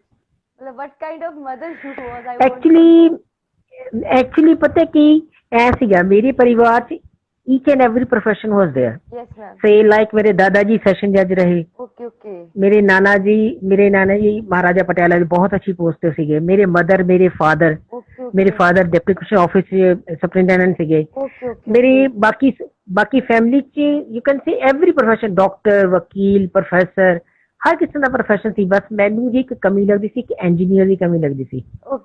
ਆਈ ਆਸਕਡ ਮਾਈ ਡਾਟਰ ਕਿ ਆਪਣੇ ਘਰ ਚ ਕੋਈ ਇੰਜੀਨੀਅਰ ਨਹੀਂ ਹੈ, I wish you should become an engineer. ਉਹ ਕਹਿੰਦੀ ਮਾਮਾ ਮੇਰੀ ਹੋਰੋਸਕੋਪ ਤਾਂ ਇਹ ਕਹਿੰਦੀ I will become a doctor. ਮੈਂ ਕਿਹਾ ਨਹੀਂ, ਡਾਕਟਰ ਤਾਂ ਆਪਣੇ ਘਰ ਚ ਹੈ। ਬੂਆ ਜੀ ਡਾਕਟਰ ਹੈ, ਫੂਫਾ ਜੀ ਡਾਕਟਰ ਹੈ, ਬੜੇ ਬੂਆ ਉਹਦੇ CMO ਸੀਗੇ ਇੱਥੇ ਪਟਿਆਲੇ ਚ ਸੀ ਉਹ ਵੀ। ਨਾ ਉਹਦੇ ਸ਼ੀ ਇਜ਼ ਇਨ ਨੰਗਲ। ਤੇ ਉਹਨਾਂ ਨੇ ਮਤਲਬ, ਮੈਂ ਕਿਹਾ ਡਾਕਟਰ ਆਪਣੇ ਕੋਲ ਸਫੀਸ਼ੀਐਂਟ ਹੈ, we need engineer or defence. ਤੇ ਮੇਰੀ ਬੇਟੀ ਵੱਡੀ ਕਹਿੰਦੀ mama I will go to this engineering side. ਉਹਨੇ ਪੇਪਰ ਦਿੱਤੇ। ਮੈਨੂੰ ਕਿਸੇ ਨੇ ਕਿਹਾ ਕਿ ਤੁਹਾਨੂੰ ਬੱਚੇ ਨੂੰ ਇੰਨਾ ਪੜ੍ਹਾਉਣ ਦੀ ਕੀ ਲੋੜ ਹੈ। ਮੇਰੀ ਕੁਲੀਗ ਸੀਗੀ, ਮੈਨੂੰ ਉਹਨੇ ਕਿਹਾ ਕਿ ਤੁਸੀਂ ਉਹਨੂੰ BA ਕਰਾਓ, ਸ਼ਾਦੀ ਕਰ ਦਿਓ। ਮੈਂ ਕਿਹਾ ਗੱਲ ਇਹ ਹੈ ਵੀ ਲੜਕੀ ਨੂੰ ਲੜਕੀ ਸਮਝ ਕੇ ਨਹੀਂ ਅਸੀਂ ਪੜ੍ਹਾਉਣਾ ਕਿ ਲੜਕੀ ਹੈ ਬਸ ਠੀਕ ਹੈ ਪੜ੍ਹਾ ਕੇ ਭੇਜ ਦੇਣਾ। I give her a chance. ਮੈਂ ਇਹਨੂੰ ਇੱਕ ਚਾਂਸ ਦਿਆਂਗੀ if she proved her worth. ਜਿਹਨੇ ਸਾਬਿਤ ਕਰਤਾ ਕਿ ਮੈਂ ਜਿਹੜੀ ਹੈਗੀ ਹੈ ਕਿ ਮੈਂ ਕੁਛ ਕਰ ਸਕਦੀ ਹਾਂ, then I must give her a chance. ਇਹਨੇ ਪੇਪਰ ਦਿੱਤੇ ਤੇ ਪੇਪਰ ਦੀ ਇਹਦਾ ਰੈਂਕ ਬਹੁਤ ਅੱਛਾ ਆ ਗਿਆ, ਸ਼ੀ ਗਾਟ ਸਿਲੈਕਟਡ। ਤੇ ਮੈਂ ਕਿਹਾ ਨਾਓ ਆਈ ਵਿਸ਼ ਕਿ you should become a very good engineer. And with the blessings of almighty she is a very known engineer of India and representing India in the foreign countries. Wow, that's great, She's, ma'am. That's she great. is manager in the engineering section. Okay, okay. हले कल परसों ही कह रही कल राती सो मैंने परसों राती फोन आया इसके मामा मैं डिपार्टमेंटल एग्जाम भी कई पास कर लिए हैं and I am happy she fulfil my dream. मैं सेकंड मेरी छोटी बेटी सी मैं उनके अपनी फैमिली को डिफेंस से नहीं मैं तेरी शादी डिफेंस से किसी बंदे ना करांगी कहनी मामा डिफेंस के बंदे ना शादी कर तो पहले मैं ही डिफेंस से जावांगी। Wow, that's so great. She said mama मैं डिफेंस के पेपर मैं पास करांगी and I will become defence officer ਤੁਹਾਨੂੰ ਅੱਛੇ ਲੱਗਦਾ डिफेंस ऑफिसर मैं बनांगी ਲਾਈਕ ਦੈਟ। ਮਤਲਬ ਜਿਹੜੇ ਮੈਂ ਉਸ ਤਰੀਕੇ ਨਾਲ ਪ੍ਰੋਫੈਸ਼ਨ ਚੁਣੇ ਜਿਸ ਪ੍ਰੋਫੈਸ਼ਨ ਦੇ ਸਾਡੇ ਘਰ ਚ ਕੋਈ ਬੰਦਾ ਨਹੀਂ ਸੀਗਾ ਐਂਡ ਵੀ ਰੈਲਿਸਟ ਬੜਾ ਅੱਛਾ ਲੱਗਦਾ ਸਾਰੇ ਇਕੱਠੇ ਹੁੰਦੇ ਆ ਬੇਸਿਕਲੀ ਆਲ ਆਰ ਇੰਜੀਨੀਅਰ ਇੱਕ ਘਰ ਦੇ ਸਾਰੇ ਦੇਸ਼ ਦੇ ਇੱਕ ਘਰ ਚ ਸਾਰੇ ਪ੍ਰੋਫੈਸ਼ਨ ਇਕੱਠੇ ਆ ਮਤਲਬ ਪੂਰਾ ਮਾਸਟਰਮਾਈਂਡ ਸੀਗਾ ਮਤਲਬ ਦੈਟ ਮੈਨੂੰ ਅੱਛਾ ਲੱਗਦਾ ਹੁਣ ਨਾ ਮੈਨੇਜ ਕੀਤਾ ਤੁਸੀਂ ਆਪਣਾ। ਤੁਸੀਂ ਇਹ ਦੇਖੋ ਵੀ ਕਿਸੇ ਡਿਪਾਰਟਮੈਂਟ ਦੀ ਕੋਈ ਇਸ਼ੂ ਆ ਜਾਏ ਕੋਈ ਪ੍ਰੋਬਲਮ ਆ ਜਾਏ ਵੀ ਡਿਸਕਸ ਆਲ ਟੁਗੇਦਰ ਹਾਂ one and other we discuss with one and ਇਹ ਪ੍ਰੋਬਲਮ ਹੈ ਦੱਸ ਤੁਹਾਡੇ ਡਿਪਾਰਟਮੈਂਟ ਚ ਕਿਵੇਂ ਹੋਏਗੀ ਕਿਵੇਂ ਨਹੀਂ ਹੋਏਗੀ ਤੇ like that then we solve it we sort out ਕਿ ਇਹਦਾ ਕੀ ਸੋਲੂਸ਼ਨ ਏਦਾਂ ਹੋ ਜਾਏਗਾ ਕੰਮ ਇਹ ਕਿਉਂ ਉੱਠ ਗਿਆ ਤੇ ਇਹਦਾ ਕੀ ਪ੍ਰੋਬਲਮ ਸੀਗੀ ਮੈਂ ਲਾਈਕ ਦੈਟ ਹਾਂ ਸਾਡੇ ਸਾਰੇ ਪ੍ਰੋਫੈਸ਼ਨਲਸ ਦੇ ਹੈ ਤੇ ਵੀ ਰੈਲਿਸ਼। ਮੈਮ ਜਿਵੇਂ ਤੁਹਾਡੀਆਂ ਇੰਨੀਆਂ ਸਾਰੀਆਂ ਖੂਬੀਆਂ ਮੀਨਸ ਤੁਸੀਂ NGO ਵੀ ਚਲਾ ਰਹੇ ਹੋ ਪਲੱਸ ਤੁਸੀਂ ਕਿੰਨੇ ਸਾਰੇ ਅਵਾਰਡਸ ਮਤਲਬ ਮੈਨੂੰ ਯਾਦ ਕਰਨੇ ਔਖੇ ਹੋ ਗਏ ਲਿਟਰਲੀ ਮੈਂ ਦਿਖਾਉਣੀ ਆ ਕਿ ਮੈਂ ਲਿਖੇ ਨੇ ਨੋਟਬੁੱਕ ਤੇ ਕਿਉਂਕਿ ਮੇਰੇ ਲਈ ਇੰਨਾ ਯਾਦ ਕਰਨਾ ਈਜ਼ੀ ਟਾਸਕ ਨਹੀਂ ਸੀਗਾ it was kind of exam ਮਤਲਬ ਤੁਹਾਡਾ ਤੁਸੀਂ NGO ਵੀ ਅਟੈਂਡ ਕਰ ਰਹੇ ਹੋ ਹਨਾ poetry anchoring and even you won so many awards also miss Sahitya Ratna award ਵੀ ਵਿਨ ਕੀਤਾ ਮਿਸਿਸ ਪਟਿਆਲਾ ਦਾ ਵੀ ਗ੍ਰੇਸ ਸਕੂਲ ਦਾ ਵੀ ਕੀਤਾ and most confident lady that you have proven this thing yes you are a most confident lady thank you thank you so much ਕਿਵੇਂ ਮਤਲਬ step by step ਹੁੰਦਾ ਗਿਆ ਜਾਂ like what was the story or ਮਤਲਬ ਕੀ ਸੀ ਦੇ ਪਿੱਛੇ ਤੁਹਾਡਾ actually ਜਦੋਂ ਮੈਂ ਜੌਬ 'ਚ ਰਹੀ ਉਦੋਂ I was limited up to my job only ਮੇਰੇ ਟੇਸਟ ਸਾਰੇ ਸੀਗੇ ਲਿਖਣਾ ਵੀ ਗਾਣਾ ਵੀ ਮੇਰਾ ਸ਼ੌਕ ਸੀ ਲਿਖਣਾ ਵੀ ਮੇਰਾ ਸ਼ੌਕ ਸੀ but I couldn't flourish that stage ਕਿਉਂਕਿ ਐਸੀ ਮੇਰੇ ਕੋਲ ਟਾਈਮ ਬੜਾ ਘੱਟ ਹੁੰਦਾ ਸੀਗਾ ਬੱਚੇ ਛੋਟੇ ਸੀਗੇ ਉਦੋਂ ਜਦੋਂ ਬੱਚੇ ਵੱਡੇ ਹੋ ਗਏ ਤੇ ਉਹਨਾਂ ਨੇ ਆਪਣੀ ਜੌਬ ਜੁਆਇਨ ਕਰ ਲਿਆ then they said mama now you are totally free you can flourish your interest ਹੁਣ ਤੁਸੀਂ ਆਪਣੇ ਇੰਟਰਸਟ ਤੇ ਕੰਮ ਕਰਨੇ ਆ ਰਿਟਾਇਰਮੈਂਟ ਤੋਂ ਬਾਅਦ ਤਾਂ ਮੈਨੂੰ ਫ੍ਰੀडम ਬੜੀ ਸੀਗੀ ਬੱਚਿਆਂ ਨੇ ਕਹਿੰਦੇ ਸੀ ਪੇਰੈਂਟਸ ਬੱਚਿਆਂ ਨੂੰ ਸਪੋਰਟ ਕਰ ਤੁਹਾਡੇ ਬੱਚਿਆਂ ਨੇ ਤੁਹਾਨੂੰ ਪੂਰਾ ਸਪੋਰਟ ਕੀਤਾ ਮਤਲਬ ਹਰ ਕੰਮ ਪੂਰਾ ਸਪੋਰਟ ਕੀਤਾ ਉਹ ਮੇਰਾ ਬੇਟਾ ਬਲਕਿ ਹੁਣ ਜੌਬ ਤੇ ਗਿਆ ਸੀਗਾ ਮੈਂ ਉਹਨੂੰ ਕਿਹਾ ਵੀ ਮੈਂ ਇੰਨੀਆਂ ਪੋਇਮਸ ਲਿਖੀਆਂ ਮੈਨੂੰ ਜਾਂਦਾ ਹੋਇਆ 50,000 ਰੁਪਏ ਸਪੈਸ਼ਲ ਮੇਰੇ ਅਕਾਊਂਟਸ ਪਾ ਕੇ ਮਾਮਾ ਤੁਸੀਂ ਬੁੱਕ ਛਪਵਾਓ ਆਪਣੀ ਮੈਂ ਪੇਮੈਂਟ ਕਰਾਂਗਾ ਇਹਦੀ ਮੈਂ ਕਿਹਾ ਬੇਟੇ ਇੰਨੇ ਪੈਸੇ ਤਾਂ ਲੱਗਦੇ ਨਹੀਂ ਪੈਸੇ ਤਾਂ ਬਹੁਤ ਘੱਟ ਲੱਗਦੇ ਨਹੀਂ ਮਾਮਾ 50,000 ਫਰੋਮ ਮਾਈ ਸਾਈਡ ਇਹ ਤੁਸੀਂ ਆਪਣੇ ਕੋਲ ਰੱਖੋ ਤੁਸੀਂ ਬੁੱਕ ਛਪਾਓ ਇਹਨਾਂ ਨੂੰ ਪਬਲਿਸ਼ ਕਰਾਓ ਸਾਰੀਆਂ ਪੋਇਮ ਬਹੁਤ ਅੱਛਾ ਲੱਗਦੀ ਹੋ ਤੁਸੀਂ ਸਪੈਸ਼ਲ ਮੂਮੈਂਟ ਹੁੰਦੀ ਆ ਕਿ ਜਦੋਂ ਬੱਚੇ ਪੇਰੈਂਟਸ ਨੂੰ ਮਤਲਬ ਕੋਈ ਗਿਫਟ ਵਾਸਤੇ ਮਨੀ ਦਿੰਦੇ ਨੇ ਕਿਉਂਕਿ ਹਮੇਸ਼ਾ ਪੇਰੈਂਟਸ ਹੀ ਦਿੰਦੇ ਨੇ ਬੱਚਿਆਂ ਨੂੰ ਪੈਸੇ ਕਿ ਹਾਂ ਬੇਟਾ ਤੂੰ ਆ ਖਰੀਦ ਲੈ ਅਕਸਰ ਪਰ ਇਹ ਮਤਲਬ ਇੱਕ ਪੇਰੈਂਟ ਲਈ ਨਾ ਇੱਕ ਬਹੁਤ ਸਪੈਸ਼ਲ ਮੂਮੈਂਟ ਹੁੰਦੀ ਕਿ ਉਹਦਾ ਬੱਚਾ ਦੇ ਰਿਹਾ ਹੁੰਦਾ ਵੀ ਨਹੀਂ ਮਾਂ ਤੂੰ ਆ ਚੱਕ ਪੈਸੇ ਜੋ ਕਰਨਾ ਕਰ ਦੈਟ ਇਜ਼ ਲਾਈਕ ਬੜੀ ਹੀ ਸਵਾਦ ਜੀ ਮਤਲਬ ਬਹੁਤ ਹੀ ਅੱਛੀ ਮੂਮੈਂਟ ਹੁੰਦੀ ਹੈ ਬਹੁਤ ਅੱਛਾ ਲੱਗਿਆ ਮੈਨੂੰ ਸਪੈਸ਼ਲੀ ਮਾਂ ਹੀ ਇਜ਼ ਦ ਯੰਗੈਸਟ ਯਾਦ ਹੀ ਬਣ like kind of memory for mother actually ਬਿਲਕੁਲ ਜਦੋਂ ਇਹਦੀ ਜੌਬ ਲੱਗੀ ਨਾ ਇਹਦਾ ਸਭ ਤੋਂ ਪਹਿਲੀ ਕੰਟਰੀਬਿਊਸ਼ਨ ਇਹੀ ਸੀ ਕਿ ਤੁਸੀਂ ਇੰਨਾ ਅੱਛਾ ਲਿਖ ਰਹੇ ਹੋ ਤੁਸੀਂ ਇੱਕ ਕਿਤਾਬ ਛਪਾਓ ਮੇਰੇ ਵੱਲੋਂ ਪੇਮੈਂਟ ਕਰੋ ਤੁਸੀਂ ਮੈਂ ਕਹਿੰਦੀ ਪੈਸੇ ਤਾਂ ਹੈ ਮੇਰੇ ਕੋਲ ਨਹੀਂ ਕਹਿੰਦਾ ਪਰ ਇਹ ਕਿਤਾਬ ਮੈਂ ਛਪਾਵਾਂਗਾ ਤੁਹਾਡੀ ਇਹ ਮੈਂ ਕਿਹਾ ਚਲ ਠੀਕ ਹੈ ਤੇਰੀ ਮਰਜ਼ੀ ਹੈ ਕਿਤਾਬ ਤੁਹਾਡੇ ਲਈ ਉਦਾਂ ਹੀ ਸਪੈਸ਼ਲ ਬਣ ਚੁੱਕੀ ਹੋਣੀ ਹੈ ਬਿਕਾਜ਼ ਲਾਈਕ ਤੁਹਾਡੇ ਸਰ ਨੇ ਤੁਹਾਨੂੰ ਇੱਕ ਹਿਸਾਬ ਨਾਲ ਗਿਫਟ ਹੀ ਕੀਤੀ ਉਹ ਬੁੱਕ ਤੁਹਾਡੇ ਲਈ ਇੰਨੀ ਸਪੈਸ਼ਲ ਹੋਣੀ ਹੈ ਫਿਰ ਮੈਮ ਬਿਲਕੁਲ ਉਹ ਹਾਲੇ ਅੰਡਰ ਪਬਲਿਕੇਸ਼ਨ ਹੈ ਛਪ ਰਹੀ ਹੈ ਉਹਦੀਆਂ ਕਿਤਾਬ ਕਾਫੀ ਪੋਇਮਾਂ 50-60 ਪੋਇਮਾਂ ਹੋ ਗਈਆਂ ਉਹਦੀਆਂ ਤੇ ਉਹ ਅੰਡਰ ਪਬਲਿਕੇਸ਼ਨ ਉਹਨਾਂ ਨੇ ਸ਼ੁਰੂ ਕੀਤੀ ਹੋਈ ਆ ਅੱਜ ਮਹੀਨੇ ਵੀ ਚ ਉਹ ਵੀ ਛਪ ਕੇ ਆ ਜਾਏਗੀ ਦੈਨ ਮੈਂ ਬੁਲਾਵਾਂਗੀ ਤੁਹਾਨੂੰ ਇਨੋਗ੍ਰੇਸ਼ਨ ਤੇ ਨਾ will join all together and ma'am ਜੇ ਤੁਸੀਂ NGO ਚਲਾ ਰਹੇ ਹੋ ਮਤਲਬ ਇਹਦੇ ਬਾਰੇ ਕੋਈ ਦੱਸੋਗੇ ਸਾਨੂੰ ਮਤਲਬ ਇੰਨੇ ਲਾਈਵ ਨੇ ਆਪਣੇ ਤੇ ਉਹਨਾਂ ਬਾਰੇ ਦੱਸ ਦਿਓ ਤੁਸੀਂ ਥੋੜਾ ਜਿਹਾ NGO ਮੈਂ NGO ਜਿਹੜਾ ਹੈਗਾ ਸਾਈਂ ਬਿਰਧ ਆਸ਼ਰਮ ਹੈ ਜੀ ਉੱਥੇ ਮੈਂ ਐਗਜ਼ੀਕਿਊਟਿਵ ਮੈਂਬਰ ਦੇਰ ਔਰ ਵੂਮਨ ਐਮਪਾਵਰਮੈਂਟ ਹੈ ਉਸ 'ਚ ਮੈਂ ਮੈਂਬਰ ਹੈਗੀ ਹਾਂ। ਜੀ ਜੀ ਔਰ ਬਲਾਈਂਡ ਐਂਡ ਡੈਫ ਸਕੂਲ ਦੀ ਮੈਂ ਆਨਰਰੀ ਮੈਂਬਰ ਹਾਂ। ਓਕੇ ਉੱਥੇ ਓਕੇ ਜਦੋਂ ਦੇ ਫੰਕਸ਼ਨਸ ਹੁੰਦੇ ਆ I do join those people. ਜੀ ਜੀ ਬਸ ਇਸ ਤਰ੍ਹਾਂ ਮੈਨੂੰ ਇਹ ਲੋਕ ਸਾਰੇ ਇਨਵਾਈਟ ਕਰਦੇ ਆ, ਮੈਂ ਰਿਫਿਊਜ਼ ਨਹੀਂ ਕਰਦੀ, ਜਾਂਦੀ ਮੈਂ ਹਰ ਇੱਕ ਕੋਲ ਹਾਂ। ਤੇ ਜਿੱਥੇ ਵੀ ਕੋਈ ਇਨਵਾਈਟ ਕਰਦਾ ਮੈਂ ਹਰ ਇੱਕ ਨੂੰ ਜ਼ਰੂਰ ਗ੍ਰੇਸਫੁਲੀ ਜਾਈਦਾ ਵੀ ਉਸਨੇ ਬੁਲਾਇਆ ਜੇ ਕਿਸੇ ਨੇ ਸਾਨੂੰ ਤਾਂ ਬਿਲकुल ਸਾਨੂੰ ਉਹਨੂੰ बिल्कुल ਜੁਆਇਨ ਕਰਨਾ ਚਾਹੀਦਾ ਹੈ। जी जी बिल्कुल बिल्कुल ਔਰ ਮੈਂ ਆਪਣੀ ਜਿਹੜੇ ਹੈ ਗਿਆਨਦੀਪ ਸਾਹਿਤ ਗਿਆਨਦੀਪ ਸਾਹਿਤ ਅਕਾਦਮੀ ਸਾਡੀ ਜਿਹੜੀ ਹੈ ਸਾਹਿਤਯ ਮੰਚ ਹਾਂਜੀ ਹਾਂਜੀ ਉਹਦੇ ਵਿੱਚ ਤੁਸੀਂ ਗਿਆਨਦੀਪ ਐਗਜ਼ੀਕਿਊਟਿਵ ਸਾਹਿਤ ਮੈਂਬਰ ਹੋ ਪੋਇਟਰੀ ਦੇ ਉਹਦੇ ਐਗਜ਼ੀਕਿਊਟਿਵ ਮੈਂਬਰ ਹੈ ਮੈਂ। ਜੀ ਔਰ ਜੀ ਇੱਕ ਸਾਡਾ ਤ੍ਰਿਵੇਣੀ ਹੈ, ਉੱਥੇ 3 ਲੈਂਗੁਏਜਿਸ ਹੈ। ਓਕੇ ਉੱਥੇ ਓਕੇ 3 ਲੈਂਗੁਏਜ ਦੇ ਅਸੀਂ ਰਾਈਟਿੰਗਸ ਕਰਦੇ ਹਾਂ, ਉਹਨਾਂ ਦੇ ਆਲ ਪੰਜਾਬ ਦੇ ਅਸੀਂ ਮੈਂਬਰਸ ਹੈਗੇ ਹਾਂ। ਤੇ ਤੁਸੀਂ ਕਿਹੜੀਆਂ ਇੱਕ 3 ਸਾਡੇ ਕੋਲ ਲੈਂਗੁਏਜਸ ਵਿੱਚ ਯੂਜ਼ ਕਰਦੇ ਹੋ? ਪੰਜਾਬੀ, ਹਿੰਦੀ, ਉਰਦੂ, ਇੰਗਲਿਸ਼ ਉੱਥੇ ਘੱਟ ਲਿਖਦੇ ਆ ਲੋਕ, ਘੱਟ ਇੰਗਲਿਸ਼ ਨਹੀਂ ਆਨੇ ਲਿਖਦੇ। ਇੰਗਲਿਸ਼ ਦੀ ਪਾਈਮੋਰੀਅਨ ਹੈ। ਮਤਲਬ ਤੁਹਾਨੂੰ ਉਰਦੂ ਵੀ ਆਉਂਦੀ ਹੈ? ਉਰਦੂ ਕੁਝ ਵਰਡਸ ਲੋਕ ਜਨਰਲੀ ਵੈਸੇ ਲੋਕ ਜ਼ਿਆਦਾ ਉੱਥੇ ਹਿੰਦੀ ਤੇ ਪੰਜਾਬੀ ਚ ਲਿਖਦੇ ਆ। ਕਈ ਵਾਰ ਜਿਵੇਂ ਮੁਸਲਿਮ ਸਾਡੇ ਫਰੈਂਡਸ ਹੈਗੇ ਆ ਉਹ ਉਰਦੂ ਚ ਬੋਲਦੇ ਆ, ਉਰਦੂ ਚ ਗੱਲ ਕਰਦੇ ਆ। ਵੀ ਟਰਾਈ ਟੂ ਅੰਡਰਸਟੈਂਡ, ਜਿਹੜਾ ਨਹੀਂ ਵਰਡ ਸਮਝ ਅਸੀਂ ਲਿਖ ਲੈਣਾ, ਫਿਰ ਆ ਕੇ ਉਹਦੀ ਗੂਗਲ ਕਰ ਲਈਦਾ ਇਹਦਾ ਮੀਨਿੰਗ ਕੀ ਸੀਗਾ। ਓਕੇ ਓਕੇ ਹਾਂ ਤੇ ਇੰਗਲਿਸ਼ ਦੀ ਸਾਡੀ ਪੋਮੇਰੀਅਨ ਇੱਕ ਹੈਗੇ ਹੈ, ਸਾਡਾ ਇੱਕ ਅਲੱਗ ਕਲੱਬ ਹੈ, ਉਹ ਆਲ ਵਰਡ ਦਾ ਇੱਕ ਕਲੱਬ ਹੈ ਸਾਡਾ। ਓਕੇ ਓਕੇ ਉਹਦੀ ਮੈਂ ਜੂਰੀ ਚ ਹਾਂ, ਉਹਦੀ ਜੂਰੀ ਮੈਂਬਰ ਵੀ ਹਾਂ। ਉੱਥੇ ਇੰਗਲਿਸ਼ ਹੀ ਸਾਰੇ ਲਿਖਦੇ ਆ। We are 32,000 persons in that very. ਉੱਥੇ ਜਿਹੜੇ ਇੰਗਲਿਸ਼ ਲਿਖਦੇ ਆ ਉਹਨਾਂ ਨੂੰ ਹਰ ਸਾਲ ਅਵਾਰਡਸ ਮਿਲਦੇ ਆ, ਆਨਰ ਕਰਦੇ ਆ। ਉੱਥੇ ਉਹਦੇ ਜੂਰੀ ਚ ਮੈਂ ਆ। ਮੈਂ ਵੀ ਭੇਜੀ ਆਪਣੀਆਂ ਕੁਝ ਪੋਇਮਸ ਵੀ ਉੱਥੇ ਲਿਖੀਆਂ ਇੰਗਲਿਸ਼ ਦੀਆਂ, ਮੇਰੀਆਂ ਵੀ ਹੈਗੀਆਂ ਪਾਰਟਿਸਿਪੇਸ਼ਨ। ਇੱਕ ਪੋਇਮ ਤਾਂ ਹੁਣ ਹੋ ਹੀ ਜਾਵੇ, ਪਹਿਲਾਂ ਪੋਇਮ ਦੀ ਗੱਲ ਚੱਲੀ ਹੈ ਤਾਂ ਇੱਕ ਪੋਇਮ ਹੋ ਜਾਵੇ। ਹਾਂ ਸ਼ੋਰ।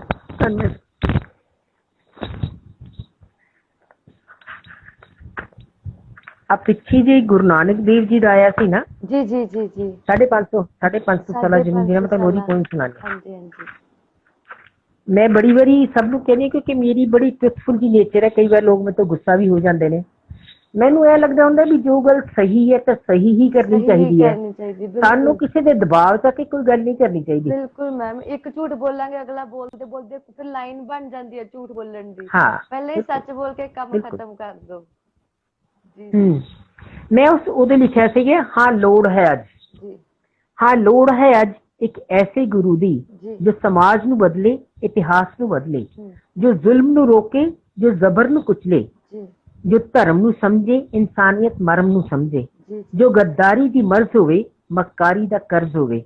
ਹਾਂ ਇੱਕ ਐਸੀ ਰੂਹ ਦੀ ਤਲਾਸ਼ ਹੈ ਅੱਜ, ਇੱਕ ਐਸੇ ਪੈਗੰਬਰ ਦੀ ਆਸ ਹੈ ਅੱਜ, ਜੋ ਹਨੇਰੇ ਮੁਕਾਵੇ, ਚਾਨਣ ਫੈਲਾਵੇ, ਵਹਿਮਾਂ ਭਰਮਾਂ ਤੋਂ ਕੱਢ ਲਿਆਵੇ, ਜਿਉਂਦਿਆਂ ਦੀ ਉਮੀਦ ਵਿੱਚ ਜੀਵਨ ਜਗਾਵੇ, ਮੁਸਲਮਾਨ ਨੂੰ ਫਿਰ ਸੀਨੇ ਨਾਲ ਲਾਵੇ, ਸ਼ਾਹਾਂ ਨੂੰ ਸੱਚਾ ਸੌਦਾ ਸਿਖਾ ਕੇ ਜ਼ਬਰ ਨੂੰ ਪੰਜੇ ਨਾਲ ਠਹਿਰਾਵੇ, ਰਿਸ਼ਤਿਆਂ ਦੇ ਰੀਠਿਆਂ ਨੂੰ ਮਿੱਠਾ ਕਰ ਜਾਵੇ।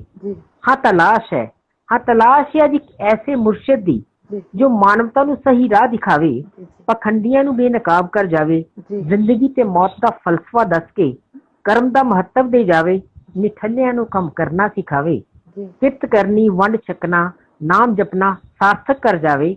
ਹਾਂ ਤਲਾਸ਼ ਹੈ, ਹਾਂ ਤਲਾਸ਼ ਹੈ ਅੱਜ ਇੱਕ ਐਸੀ ਸ਼ਕਤੀ ਦੀ ਜੋ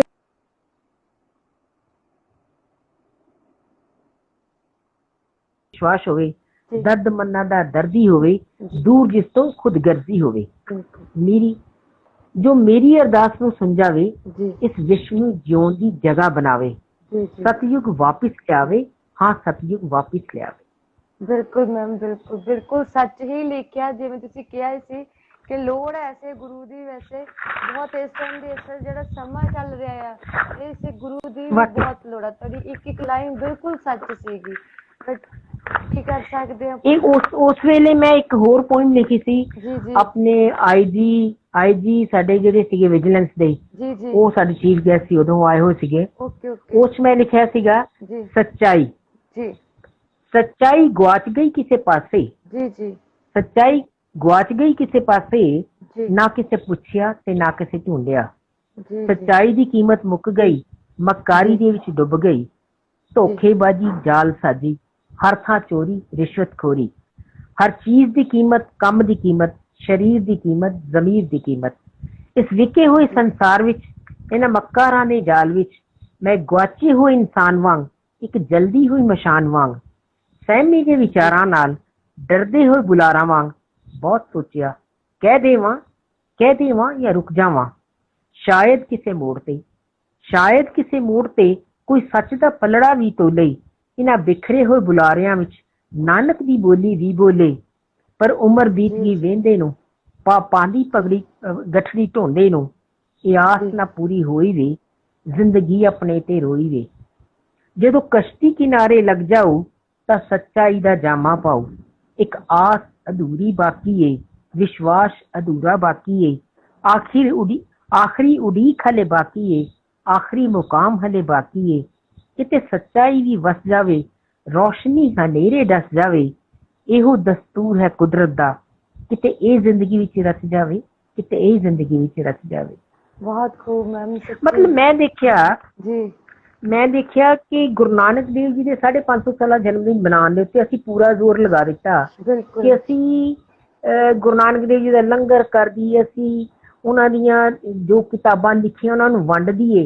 ਮੈਂ ਇੱਕ ਥਾਂ ਤੇ ਖੜੀ ਉੱਥੇ ਗਈ ਹੋਈ ਸੀਗੀ, ਮੈਂ ਪਾਰਟਿਸਿਪੇਟ ਕੀਤਾ। ਮੈਨੂੰ ਕਹਿੰਦੇ ਕੁਝ ਕਹੋ ਤੁਸੀਂ। ਮੈਂ ਉਹਨੂੰ ਕਿਹਾ ਮੈਂ ਸਭ ਕੁਝ ਨੂੰ ਤੁਸੀਂ ਬੁਰਾ ਨਾ ਮਨਾਣਾ, ਮੈਂ ਇਹਨੂੰ ਨਿਰਰਥਕ ਸਮਝਦੀ ਹਾਂ। ਤੁਸੀਂ ਲੰਗਰ ਨਾ ਵੀ ਲਓ ਮੈਨੂੰ ਫਰਕ ਨਹੀਂ ਪੈਂਦਾ, ਤੁਸੀਂ ਕਿਤਾਬਾਂ ਨਾ ਵੰਡੋ ਮੈਨੂੰ ਫਰਕ ਨਹੀਂ ਪੈਂਦਾ, ਪਰ ਗੁਰੂ ਨਾਨਕ ਦੇਵ ਜੀ ਨੇ ਜੋ ਸਿੱਖਿਆ ਦਿੱਤੀ ਕਿ ਅਸੀਂ ਉਸ ਤੇ ਚੱਲ ਰਹੇ ਹਾਂ। ਜੇ ਅਸੀਂ ਉਸ ਤੇ ਚੱਲੀਏ, ਇੱਕ ਇੱਕ ਬੰਦਾ ਇੱਕ ਇੱਕ ਉਹਨਾਂ ਦੀ ਗੱਲ ਨੂੰ ਅਡੋਪਟ ਕਰਕੇ ਚੱਲਣਾ ਸ਼ੁਰੂ ਕਰੀਏ ਤੇ ਮੇਰਾ ਖਿਆਲ ਹੈ ਸੰਸਾਰ ਇੰਨਾ ਕੱਚਾ ਬਣ ਜਾਏ, ਗੁਰੂ ਨਾਨਕ ਦੇਵ ਦਾ ਯੁੱਗ ਵਾਪਿਸ ਆ ਜਾਏ ਔਰ ਸਾਨੂੰ ਰੋਜ਼ 500 ਸਾਲਾ ਮਨਾਉਣ ਦੀ ਲੋੜ ਸਾਡੇ ਲਈ ਰੋਜ਼ 500 ਸਾਲਾ ਹੋਵੇ। ਜੇ ਅਸੀਂ ਉਹਨਾਂ ਦੀ ਕਈਆਂ ਗੱਲਾਂ ਦੇ ਤੇ ਵਿਚਾਰ ਕਰੀਏ, ਅਸੀਂ ਉਹਨੂੰ ਜ਼ਿੰਦਗੀ 'ਚ ਅਡੋਪਟ ਕਰੀਏ। ਅਸੀਂ ਜਦੋਂ ਸੱਚ ਬੋਲਣ ਦੀ ਗੱਲ ਆਉਂਦੀ ਹੈ, ਹਰ ਇੱਕ ਬੰਦਾ ਕਹਿੰਦਾ ਨਾ ਸੱਚ ਨਾ ਬੋਲੀ। ਤੇ ਮਤਲਬ ਮੈਂ ਬੜੀ ਹੈਰਾਨ ਹੁੰਦੀ ਹਾਂ ਇਸ ਗੱਲੋਂ ਕਿ ਸੱਚਾਈ ਨੂੰ ਛੁਪਾ ਕੇ ਲੋਕ ਝੂਠ ਦਾ ਸਹਾਰਾ ਲੈਂਦੇ ਨੇ ਤੇ ਪੂਜਾ ਕਰਦੇ ਪਰਮਾਤਮਾ ਦੀ। ਕੋਈ ਰਾਮ ਨੂੰ ਪੂਜ ਰਿਹਾ, ਕੋਈ ਰਹੀਮ ਨੂੰ ਪੂਜ ਰਿਹਾ। ਜਿੱਥੇ ਸੱਚਾਈ ਹੈ, ਜਿੱਥੇ ਕਰਮ ਸੱਚਾ ਕਰਨਾ ਕਰਦਾ ਹੀ ਨਹੀਂ ਕੋਈ ਵੀ। ਔਰ ਇਹੀ ਕਾਰਨ ਹੈ ਸੰਸਾਰ ਜਿੱਥੇ ਆ ਕੇ ਰੁਕਿਆ। ਇਹੀ ਕਾਰਨ ਹੈ ਕਿ ਪਾਪ ਇੰਨਾ ਜ਼ਿਆਦਾ ਵੱਧ ਗਿਆ, ਜਿਹੜਾ ਸਹੀ ਇਨਸਾਨ ਹੈ ਉਹਦਾ ਜੀਣਾ ਮੁਸ਼ਕਿਲ ਹੋ ਗਿਆ।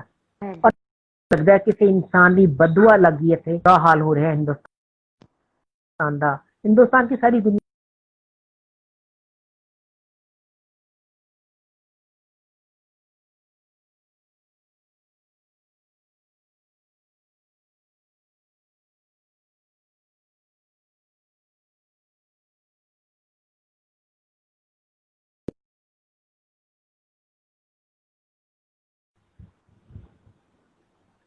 हेलो आ रही आवाज? कनेक्टिंग। हाँ जी जी। सो मैं यही कहनी है ਜਿਹੜਾ ਜੇ ਅਸੀਂ ਆਪਣੇ ਕਰਮ ਕਰਨੇ ਬਦਲ ਦਈਏ, ਅਸੀਂ ਸਹੀ ਰਸਤੇ ਤੇ ਚੱਲਣਾ ਸ਼ੁਰੂ ਕਰ ਦਈਏ, ਮੇਰਾ ਖਿਆਲ ਹੈ ਸੰਸਾਰ ਬੜਾ ਹੱਸਦਾ ਖੇਡਦਾ ਸੰਸਾਰ ਬੜਾ ਇੱਕ ਕਹਿੰਦੇ ਨਾ ਖਿਲੇ ਹੋਏ ਬਗੀਚੇ ਵਾਂਗੂ ਨਜ਼ਰ ਆਵੇ, ਜਿੱਥੇ ਅੱਛੇ ਕਰਮ ਹੋਣ, ਅੱਛੇ ਵਿਚਾਰ ਹੋਣ, ਇਨਸਾਨੀਅਤ ਹੋਵੇ। ਮੈਂ ਕੁਝ ਸ਼ੇਅਰ ਲਿਖੇ ਸੀਗੇ, ਮੈਂ ਤੁਹਾਨੂੰ ਸ਼ੇਅਰ ਸਾਂਝਾ ਕਰਦੀ ਹਾਂ। ना हिंदू न मुस्लिम न सिख ईसाई, ना हिंदू न मुस्लिम न सिख ईसाई, इंसानियत ही बस मेरे हिस्से में आई, उसी को निभाने की कोशिश में हूँ, इंसान बचाने की कोशिश में हूँ।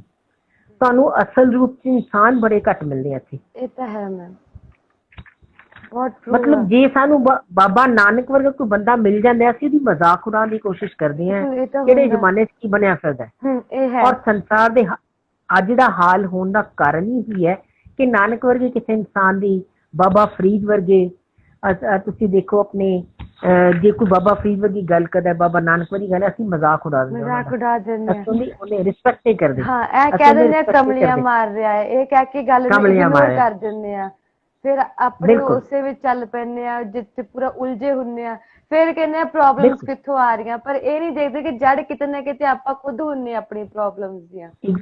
ਕਸੂਰ ਹਮੇਸ਼ਾ ਆਪਾਂ ਦੂਜੇ ਤੇ ਕੱਢਣ ਦੀ ਕੋਸ਼ਿਸ਼ ਕਰਦੇ ਆ, ਗਲਤੀ ਆਪਣੇ ਤੋਂ ਹੀ ਹੁੰਦੀ ਆ, ਉਲਝੀ ਸਾਰੀ ਤਾਣੀ ਆਪਣੇ ਤੇ, ਪਰ ਕਸੂਰ ਕੇ ਦੂਜੇ ਤੇ ਸੁੱਟ ਦਿੰਦੇ ਆ ਗੱਲ ਨੂੰ, ਤਾਂ ਕਿ ਆਪਾਂ ਆਪਣੇ ਆਪ ਨੂੰ ਸੈਟਿਸਫਾਈ ਜਾਂ ਰਿਲੈਕਸ ਕਰ ਸਕੀਏ ਕਿ ਮੇਰੀ ਕੋਈ ਗਲਤੀ ਨਹੀਂ ਸੀ, ਕਿਉਂਕਿ ਆਪਾਂ ਝੂਠ ਦਾ ਸਹਾਰਾ ਲੈਂਦੇ ਹੀ ਰਹਿੰਦੇ ਆ, ਸੱਚ ਬੋਲਣ ਦੀ ਹਿੰਮਤ ਹੀ ਨਹੀਂ ਰਹਿੰਦੀ ਕਿਸੇ ਦੇ ਵਿੱਚ। ਹਰ ਇਨਸਾਨ, ਇਹ ਨਹੀਂ ਗਾ ਕਿ ਦੂਜਾ ਇਨਸਾਨ, ਦੇਖੋ ਹਰ ਇਨਸਾਨ ਕਹੂਗਾ, ਥੋੜੀ ਬਹੁਤ ਝੂਠ ਬੋਲੂਗਾ ਕੋਈ ਐਕਸਕਿਊਜ਼ ਦੇ ਕੇ, ਹਰ ਕਿਸੇ ਦਾ ਝੂਠ ਬੋਲਣ ਦਾ ਨਾ ਕੋਈ ਐਕਸਕਿਊਜ਼ ਹੋਊਗਾ ਕਿ ਜੇ ਤੂੰ ਝੂਠ ਬੋਲਿਆ ਕਿਉਂ ਬੋਲਿਆ, ਆਖੇ ਜੀ ਮੇਰਾ ਤਾਂ ਸੋ ਐਂਡ ਸੋ ਕਾਰਨ ਸੀ ਤਾਂ ਮੈਨੂੰ ਬੋਲਣਾ ਪਿਆ, ਮੇਰੀ ਮਜਬੂਰੀ ਸੀ, ਇੰਨਾ ਕਹਿ ਕੇ ਬਸ ਝੂਠ ਬੋਲ ਕੇ ਉੱਥੇ ਉਹ ਸਟੈਂਪ ਲਾ ਦਿੰਦੇ ਨੇ ਝੂਠ ਦੀ।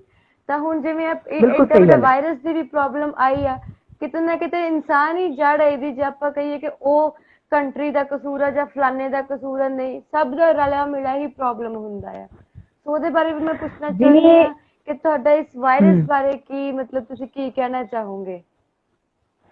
ਇਹ ਤਾਂ ਅਮਰੀਕਾ ਵੀ ਲੈਬ ਟੈਸਟ ਕਰ ਰਹੀ ਹੈ, ਇਹ ਤਾਂ ਇਹ ਦੇਖ ਰਿਹਾ ਕਿ ਵਰਲਡ ਦੇ ਕਈ ਕੰਟਰੀਜ਼ ਲੱਗੇ ਹੋਏ ਟੈਸਟ ਕਰਨ ਵਾਸਤੇ ਕਿੱਥੋਂ ਵਾਇਰਸ ਆਇਆ, ਔਰ ਇਹ ਵੀ ਕਹਿਣ ਚਾਹਿਆ ਕਿ ਇਹ ਜੀ ਬੈਟ ਹੈ ਜਿਹੜਾ ਚਮਗਾਦੜ ਹੈ ਉਸ ਦਾ ਵਾਇਰਸ, ਉਹਦਾ ਸਲਾਈਵਾ ਸੀ, ਉਸ ਤੋਂ ਵਾਇਰਸ ਪੈਦਾ ਹੋਇਆ। ਜੇ ਵਾਇਰਸ ਪ੍ਰੂਵ ਹੁੰਦਾ ਕਿ ਇੰਟੈਂਸ਼ਨਲੀ ਕਿਸੇ ਲੈਬ ਚ ਇਹਨੂੰ ਸਿਰਫ ਇਕੋਨੋਮੀ ਵਧਾਉਣ ਕਰਕੇ ਇੱਕ ਵਾਇਰਸ ਪ੍ਰੋਡਿਊਸ ਕੀਤਾ ਗਿਆ ਔਰ ਉਹਨੂੰ ਫੈਲਾਇਆ ਗਿਆ, ਦਿਸ ਇਜ਼ ਕਾਈਂਡ ਆਫ ਵਾਰ। ਇੱਕ ਵਰਲਡ ਵਾਰ ਹੁੰਦੀ ਹੈ, ਉੱਥੇ ਅਸੀਂ ਆਮਨੇ ਸਾਹਮਣੇ ਯੁੱਧ ਕਰਦੇ ਹਾਂ, ਅਸੀਂ ਆਪਣੇ ਬਚਾਉਣ ਦੇ ਕਈ ਸੋਰਸਿਸ ਲੱਭ ਲੈਂਦੇ ਹਾਂ। COVID-19 ਜਿਹੜਾ ਹੈਗਾ ਇੱਕ ਏਦਾਂ ਦੀ ਵਾਇਰਸ ਹੈ ਕਿ ਤੁਸੀਂ ਤੁਹਾਨੂੰ ਪਤਾ ਹੀ ਨਹੀਂ ਲੱਗੇਗਾ ਕਿਹੜੇ ਵੇਲੇ ਤੁਹਾਨੂੰ ਅਟੈਕ ਕਰ ਗਈ ਹੈ। ਔਰ ਜੇ ਇਹ ਪ੍ਰੂਵ ਹੁੰਦਾ ਕਿ ਵਾਕਈ ਇਹ ਇੰਟੈਂਸ਼ਨਲੀ ਕ੍ਰੀਏਟ ਕੀਤਾ ਗਿਆ ਹੈ, ਦੈਨ ਇਸ ਤੋਂ ਜ਼ਿਆਦਾ ਇਨਸਾਨ ਗਿਰ ਨਹੀਂ ਸਕਦਾ। ਮੈਂ ਕਹਾਂਗੀ ਇਹ ਗਿਰਨ ਦੀ ਹੱਦ ਹੈ, ਇਸ ਤੋਂ ਜ਼ਿਆਦਾ ਇਨਸਾਨ ਨਹੀਂ ਗਿਰ ਸਕਦਾ। ਇਹ ਸਮਝੋ ਹੁਣ ਇੱਕ ਬਹੁਤ ਬੜੀ ਚੇਂਜ ਤੇ ਖੜੀ ਹੈ ਦੁਨੀਆ, ਇਹ ਧਰਤੀ ਬਹੁਤ ਬੜੀ ਚੇਂਜ ਲੈ ਕੇ ਆਏਗੀ, ਜਿਸਦਾ ਕਾਰਨ ਸ਼ਾਇਦ ਇਹ ਕੋਵਿਡ ਹੀ ਹੋਏਗਾ। ਇਹ ਤਾਂ ਹੈ ਮੈਮ। ਤੁਸੀਂ ਦੇਖੋ ਘਰ ਘਰ ਗੁਰਦੁਆਰੇ ਮੰਦਿਰ ਸਭ ਬੰਦ ਹੋ ਗਏ, ਹਰ ਇਨਸਾਨ ਆਪਣੇ ਘਰ ਹਰ ਇਨਸਾਨ ਆਪਣੇ ਘਰ ਚ ਕੋਈ ਬਾਬਾ ਜੀ ਦੀ ਮਤਲਬ ਕਰਦੇ ਆ, ਵੀਰ ਉਹਦਾ ਪਾਠ ਕਰਦੇ ਆ, ਪ੍ਰਕਾਸ਼ ਕਰਦੇ ਆ, ਕੋਈ ਆਪਣੇ ਘਰ ਚ ਮੰਦਿਰ ਬਣਾ ਕੇ ਉਹਦੀ ਪੂਜਾ ਕਰ ਰਹੇ ਆ। ਮੈਨੂੰ ਲੱਗਦਾ ਇਹ ਛੋਟੀਆਂ ਛੋਟੀਆਂ ਚੀਜ਼ਾਂ ਨਾਲ ਹੀ ਵਾਪਿਸ ਸਾਡਾ ਉਹੀ ਪੁਰਾਣਾ ਯੁੱਗ ਆ ਜਾਏਗਾ ਔਰ ਅਸੀਂ ਆਪਣੇ ਕੰਮ ਆਪ ਕਰਨੇ ਸ਼ੁਰੂ ਕਰਤੇ। ਜਿਹੜੀ ਮੇਰੇ ਵਰਗਾ ਬੰਦਾ ਜਿਹੜਾ ਕਿ ਸਰਵੈਂਟ ਤੋਂ ਬਿਨਾਂ, ਜਿੱਦਾਂ ਸਰਵੈਂਟ ਨਹੀਂ ਸੀ ਆਂਦੀ ਤਾਂ ਮੈਨੂੰ ਇਹ ਲੱਗਦਾ ਹੁੰਦਾ ਸੀਗਾ ਕਿ ਜੇ ਕਿਸੇ ਗੈਸਟ ਨੂੰ ਬੁਲਾਉਣਾ ਅੱਜ ਨਹੀਂ ਬੁਲਾਉਣਾ, ਜਦੋਂ ਕੱਲ ਸਰਵੈਂਟ ਆਈ ਕੱਲ ਹੀ ਬੁਲਾਵਾਂਗੇ। ਹੁਣ ਅਸੀਂ ਭੱਜ ਕੇ ਆਪਣਾ ਕੰਮ ਆਪ ਕਰਨ ਲੱਗੇ, ਲੱਗਦਾ ਸਗੋਂ ਬੋਡੀ ਐਕਟਿਵ ਹੋ ਗਈ ਔਰ ਥੋੜੇ ਮੇਨਟੇਨ ਹੋ ਰਹੇ ਆ। ਸਭ ਸਫਾਈ ਪੋਚੇ ਰੋਟੀ ਪਾਣੀ ਸਭ ਹੁਣ ਇਨਸਾਨ ਆਪ ਹੀ ਕਰਨ ਲੱਗ ਗਿਆ, ਆਪ ਕਰ ਰਿਹਾ, ਮੇਡ ਨੂੰ ਬੁਲਾ ਹੀ ਨਹੀਂ ਰਿਹਾ। ਜਿਵੇਂ ਪਹਿਲਾਂ ਪਿਛਲੇ ਜ਼ਮਾਨੇ ਚ ਹੁੰਦਾ, ਉਦੋਂ ਕੋਈ ਮੇਡ ਨਹੀਂ ਹੁੰਦੀ ਸੀ, ਹੁਣ ਸੇਮ ਉਹੀ ਟਾਈਮ ਆਇਆ। ਬਿਲਕੁਲ, ਚਾਹੇ ਉਹ ਬਿਲਕੁਲ ਕੋਈ ਵਾਸ਼ਰੂਮ ਦਾ ਕੰਮ ਹੋਵੇ, ਕੂੜੇ ਦਾ ਕੰਮ ਹੋਵੇ, ਸਭ ਆਪ ਕਰ ਰਹੇ ਨੇ। ਮਤਲਬ ਹੁਣ ਨਹੀਂ ਰਿਲਾਈ ਕਰ ਰਹੇ ਕੋਈ ਵੀ ਮੇਡ ਤੇ। ਜੇ ਕਿਸੇ ਨੂੰ ਪਹਿਲਾਂ ਕੋਈ ਪ੍ਰੋਬਲਮ ਆਉਂਦੀ ਸੀ ਨਾ ਵੀ ਨਹੀਂ ਮੈਂ ਬਾਥਰੂਮ ਮੈਂ ਨਹੀਂ ਸਾਫ਼ ਕਰ ਸਕਦੀ ਜਾਂ ਕਰ ਸਕਦਾ, ਹੁਣ ਉਹਨਾਂ ਨੂੰ ਕਰਨਾ ਹੀ ਪੈ ਰਿਹਾ। ਦੇ don't have any other option actually. ਪਹਿਲਾਂ ਲੋਕਾਂ ਨੇ ਆਪਸ਼ਨ ਲੱਭ ਲਏ ਸੀ ਟੈਕਨੋਲੋਜੀ ਦੇ ਨਾਲ, ਬਟ ਨਾਓ ਦੇ ਡੋਂਟ ਹੈਵ। ਪਰ ਮੈਨੂੰ ਇੱਕ ਗੱਲ ਹੋਰ ਵੀ ਲੱਗਦੀ ਹੈ ਵੀ ਜੇ ਅਸੀਂ ਆਪ ਕੰਮ ਕਰ ਰਹੇ ਹਾਂ, we are doing for satisfaction ਹੈ ਸਾਡੀ। ਬਿਲਕੁਲ ਜਿਹੋ ਜਿਹਾ ਕੰਮ ਕਰੇ ਵੀ ਆਰ ਸੈਟਿਸਫਾਈਡ। ਸਰਵੈਂਟ ਦੇ ਆਉਣ ਨਾਲ ਕਈ ਵਾਰ ਸਾਨੂੰ ਇੱਥੋਂ ਰਹਿ ਗਿਆ ਇਹ ਨਹੀਂ ਹੋਇਆ, ਅਸੀਂ ਆਪਣੀ ਜੋ ਵੀ ਕੰਮ ਕਰੇ ਵੀ ਸੈਟਿਸਫਾਈਡ ਨਹੀਂ ਅਸੀਂ, ਹੈ ਨਾ। ਪਹਿਲਾਂ ਜੋ ਕਰਤਾ ਬਸ ਠੀਕ ਹੈ, ਬਹੁਤ। ਪਹਿਲਾਂ ਕਹਿ ਦਿੰਦੇ ਆ ਮੇਡ ਨੇ ਉੱਥੋਂ ਉਹ ਕੋਨਾ ਨਹੀਂ ਸਾਫ਼ ਕੀਤਾ, ਉਹ ਕੋਨਾ ਨਹੀਂ ਸਾਫ਼ ਕੀਤਾ, ਅੱਜ ਕਿਚਨ ਨਹੀਂ ਸਾਫ਼ ਕਰਕੇ ਗਈ, ਅੱਜ ਬਾਥਰੂਮ ਨਹੀਂ ਕਰਕੇ ਗਈ। ਹੁਣ ਆਪਣੇ ਅਕੋਰਡਿੰਗ ਆਪਣੇ ਸਾਫ਼ ਕਰਦੇ ਆ ਤਾਂ ਮੈਂਟਲੀ ਵੀ ਮਤਲਬ ਰਿਲੈਕਸ ਆ, ਸੈਟਿਸਫਾਈਡ ਹੁੰਦੇ ਆ ਕਿ ਹਾਂ ਹੁਣ ਇਹ ਚੀਜ਼ ਹਰ ਇੱਕ ਸਾਫ਼ ਆ। ਬਿਲਕੁਲ ਮੈਨੂੰ ਆਪਣੀ ਏਜ ਚ ਸਾਰਾ ਕੰਮ ਕਰਕੇ ਅੱਛਾ ਇਸ ਲਈ ਲੱਗ ਰਿਹਾ ਕਿ ਆਈ ਫੀਲ ਐਕਟਿਵ। ਮੈਨੂੰ ਕਾਫੀ ਐਕਟਿਵ ਲੱਗਦਾ ਹੈ ਕਿਉਂਕਿ ਮੈਂ 1 ਸਾਲ ਪਹਿਲਾਂ ਦੀ ਜੇ ਗੱਲ ਕਰਾਂ, ਐਟ ਦੈਟ ਟਾਈਮ ਮੈਂ ਮਤਲਬ ਇਹ ਲੱਗਦਾ ਸੀ ਮੈਂ ਵੀ ਰਿਟਾਇਰਮੈਂਟ ਬਾਅਦ ਘਰ ਫ੍ਰੀ ਹੋ ਜਾਂਦੀ ਸੀ ਔਰ ਸਰਵੈਂਟ ਦੀ ਵੇਟ ਕਰੀ ਜਾਓ। ਬੋਡੀ ਚ ਸਟਿਫਨੈਸ ਆਣੀ ਸ਼ੁਰੂ ਹੋ ਗਈ ਸੀਗੀ। ਨੀਚੇ ਬਹਿਣਾ ਹੁੰਦਾ, ਨੀਚੇ ਪੈਰਾਂ ਭਾਰ ਬਹਿਣਾ ਤਾਂ ਔਖਾ ਲੱਗਦਾ, ਪਰ ਹੁਣ ਐਕਟਿਵ ਵੀ ਕੰਮ ਕਰੀਦਾ, ਸਾਰਾ ਕੰਮ ਫਟਾਫਟ ਹੁੰਦਾ, ਬੜਾ ਅੱਛਾ ਲੱਗਦਾ। ਮੈਂ ਕਹਿੰਦੀ this break is for good. some good development is there। Ma'am ਜਿਵੇਂ ਤੁਸੀਂ ਮਤਲਬ ਏਦਾਂ ਅਵਾਰਡ ਚਲੋ ਵਿਨ ਕਰੀ ਗਏ, ਬਟ ਤੁਸੀਂ ਉਹਦੇ ਵਿੱਚ ਇਹ ਵੀ ਜ਼ਿਕਰ ਕੀਤਾ ਕਿ ਤੁਸੀਂ ਮਤਲਬ ਸਿੰਗਿੰਗ ਦਾ ਵੀ ਕਰਦੇ ਹੋ। ਸੋ ਮਤਲਬ ਅਸੀਂ ਜ਼ਰੂਰ ਸੁਣਨਾ ਚਾਹਾਂਗੇ ਤੁਹਾਡੀਆਂ ਕੁਝ ਲਾਈਨਾਂ ਸਿੰਗਿੰਗ ਦੀਆਂ, ਮੈਨੂੰ ਬਿਲਕੁਲ ਨਹੀਂ ਆਉਂਦੀ ਸਿੰਗਿੰਗ। स्टार मेकर पे मैं ना अपना बनाया क्योंकि मेरी आवाज बहुत ही अच्छी नहीं है, बहुत ही बुलंदी तक नहीं, फिर रियाज नहीं पे गान का भी, और आवाज वैसे भी मेरी भारी होने करके मैं गांदी घट सीगी। पर मैंने स्टार मेकर पे अपना अकाउंट बना लिया, मैं कहा चलो देखी जाएगी। अपना शौक तो पूरा करो, नहीं किसी को पसंद है तो ताकि है जिंदगी एक सारे शौक पूरे करने चाहिए इंसान ਨੂੰ। ਉਹੀ ਮੈਨੂੰ ਲੱਗਿਆ ਕਿ ਚਲੋ ਮੈਨੂੰ ਨਹੀਂ ਕੋਈ ਪਸੰਦ ਕਰੇਗਾ, ਨਹੀਂ ਕੋਈ ਲਾਈਕ ਕਰੇਗਾ ਮੇਰੇ ਗਾਣੇ ਨੂੰ, ਨਾ ਸਹੀ ਵੀ ਮੈਂ ਆਪਣਾ ਸ਼ੌਕ ਜ਼ਰੂਰ ਪੂਰਾ ਕਰਨਾ, ਗਾਵਾਂਗੀ ਜ਼ਰੂਰ। ਮੈਂ ਗਾਇਆ, ਆਈ ਵਾਜ਼ ਸਰਪ੍ਰਾਈਜ਼ਡ ਕਿ ਜਿਹੜੇ ਟੌਪ ਦੇ ਸਿੰਗਰ ਸੀਗੇ ਦੇ ਆਫਰਡ ਮੀ ਕਿ ma'am you collab with us. ਸਾਨੂੰ ਜੁਆਇਨ ਕਰੋ, ਅਸੀਂ ਤੁਹਾਡੇ ਨਾਲ ਗਾਵਾਂਗੇ। ਵਾਹ ਮੈਂ ਤੁਹਾਨੂੰ ਦਿਖਾਵਾਂਗੀ ਪਿੱਛੇ ਕੱਲ ਪਰਸੋਂ ਇੱਕ ਗਾਣਾ ਮੈਂ ਉਹਨਾਂ ਨਾਲ ਜੁਆਇਨ ਕੀਤਾ, ਮੈਮ ਸੀਗੇ, ਸ਼ੀ ਇਜ਼ ਡਾਕਟਰ, ਓਕੇ ਤੇ ਵੰਡਰਫੁਲ ਕੋਲੈਬ ਹੋਇਆ, wonderful.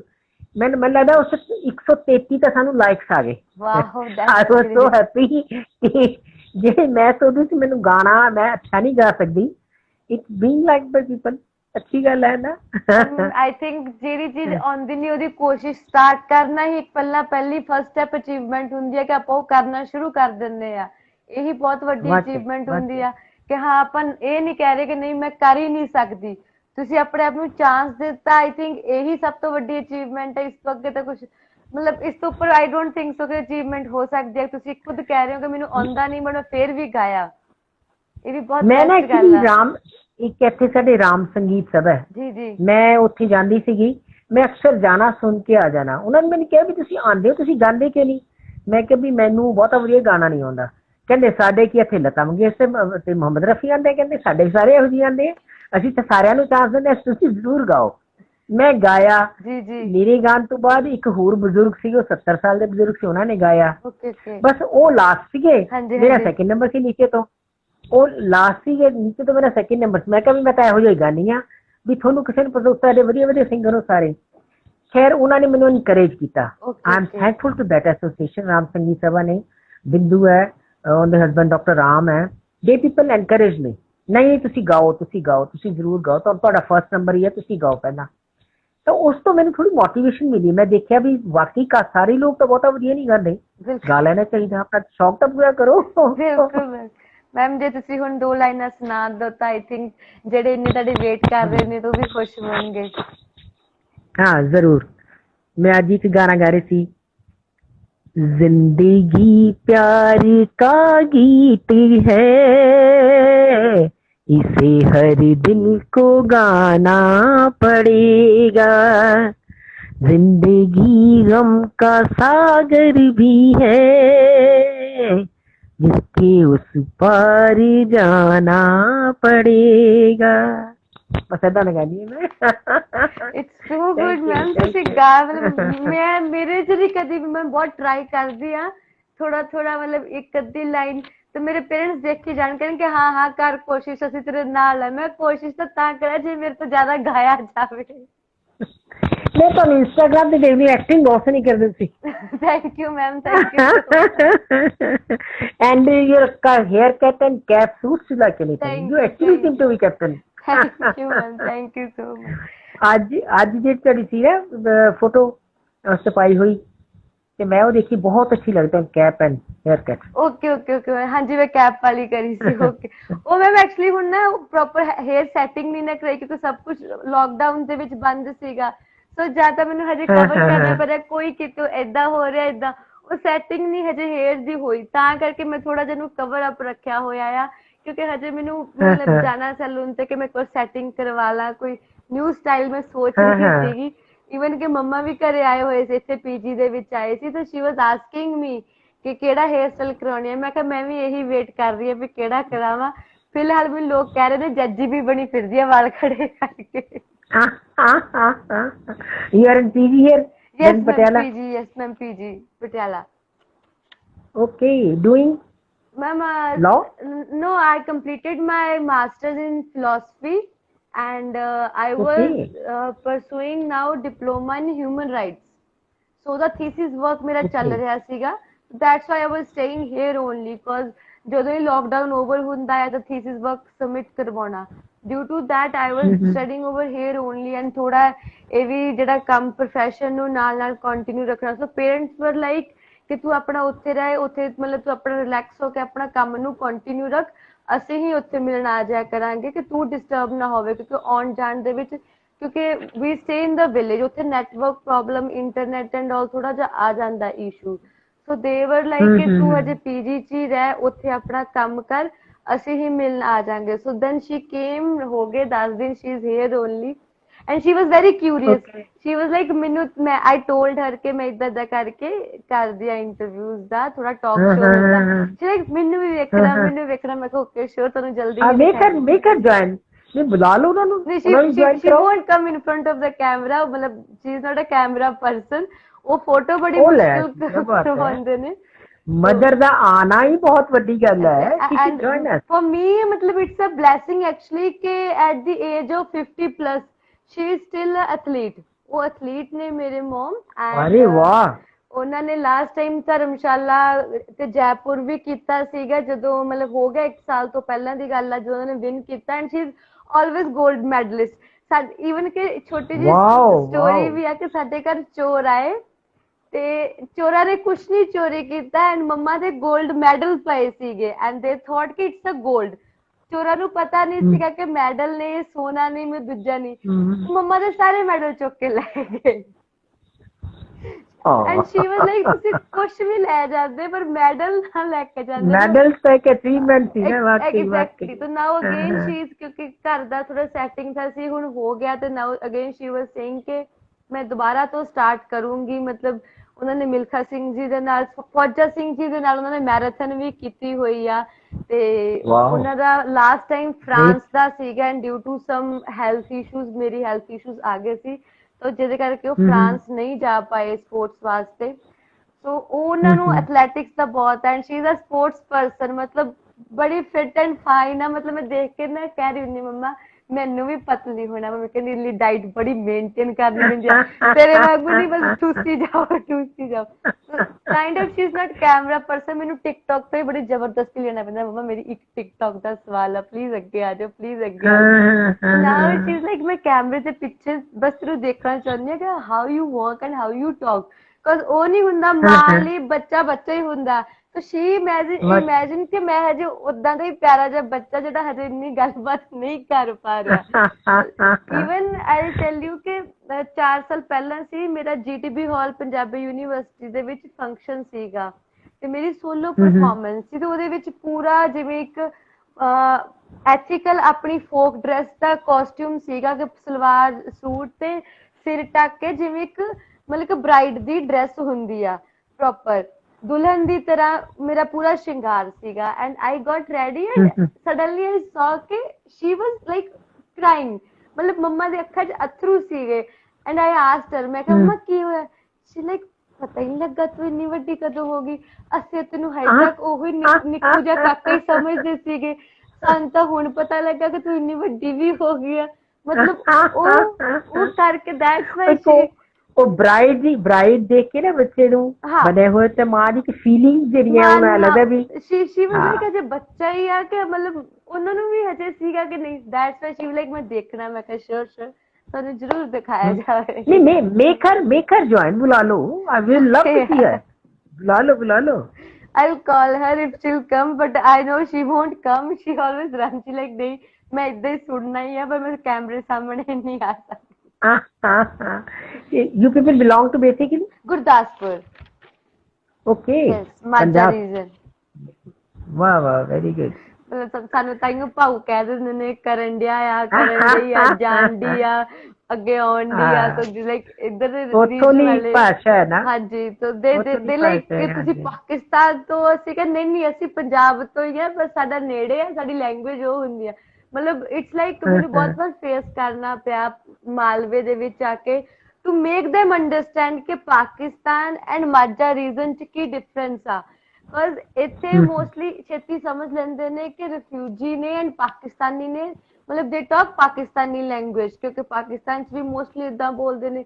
then I have to make them understand ਕਿ ਨਹੀਂ ਅਸੀਂ ਲੋਕਲਸ ਆ, ਅਸੀਂ ਪੰਜਾਬ ਦੇ ਹੀ ਹਾਂ ਐਂਡ ਅਸੀਂ ਮਾਝਾ ਰੀਜਨ ਤੋਂ ਹਾਂ। ਇਹ ਪ੍ਰੋਪਰ ਉਹਨਾਂ ਨੂੰ ਸਮਝਾਉਣਾ ਪੈਂਦਾ, then they understand।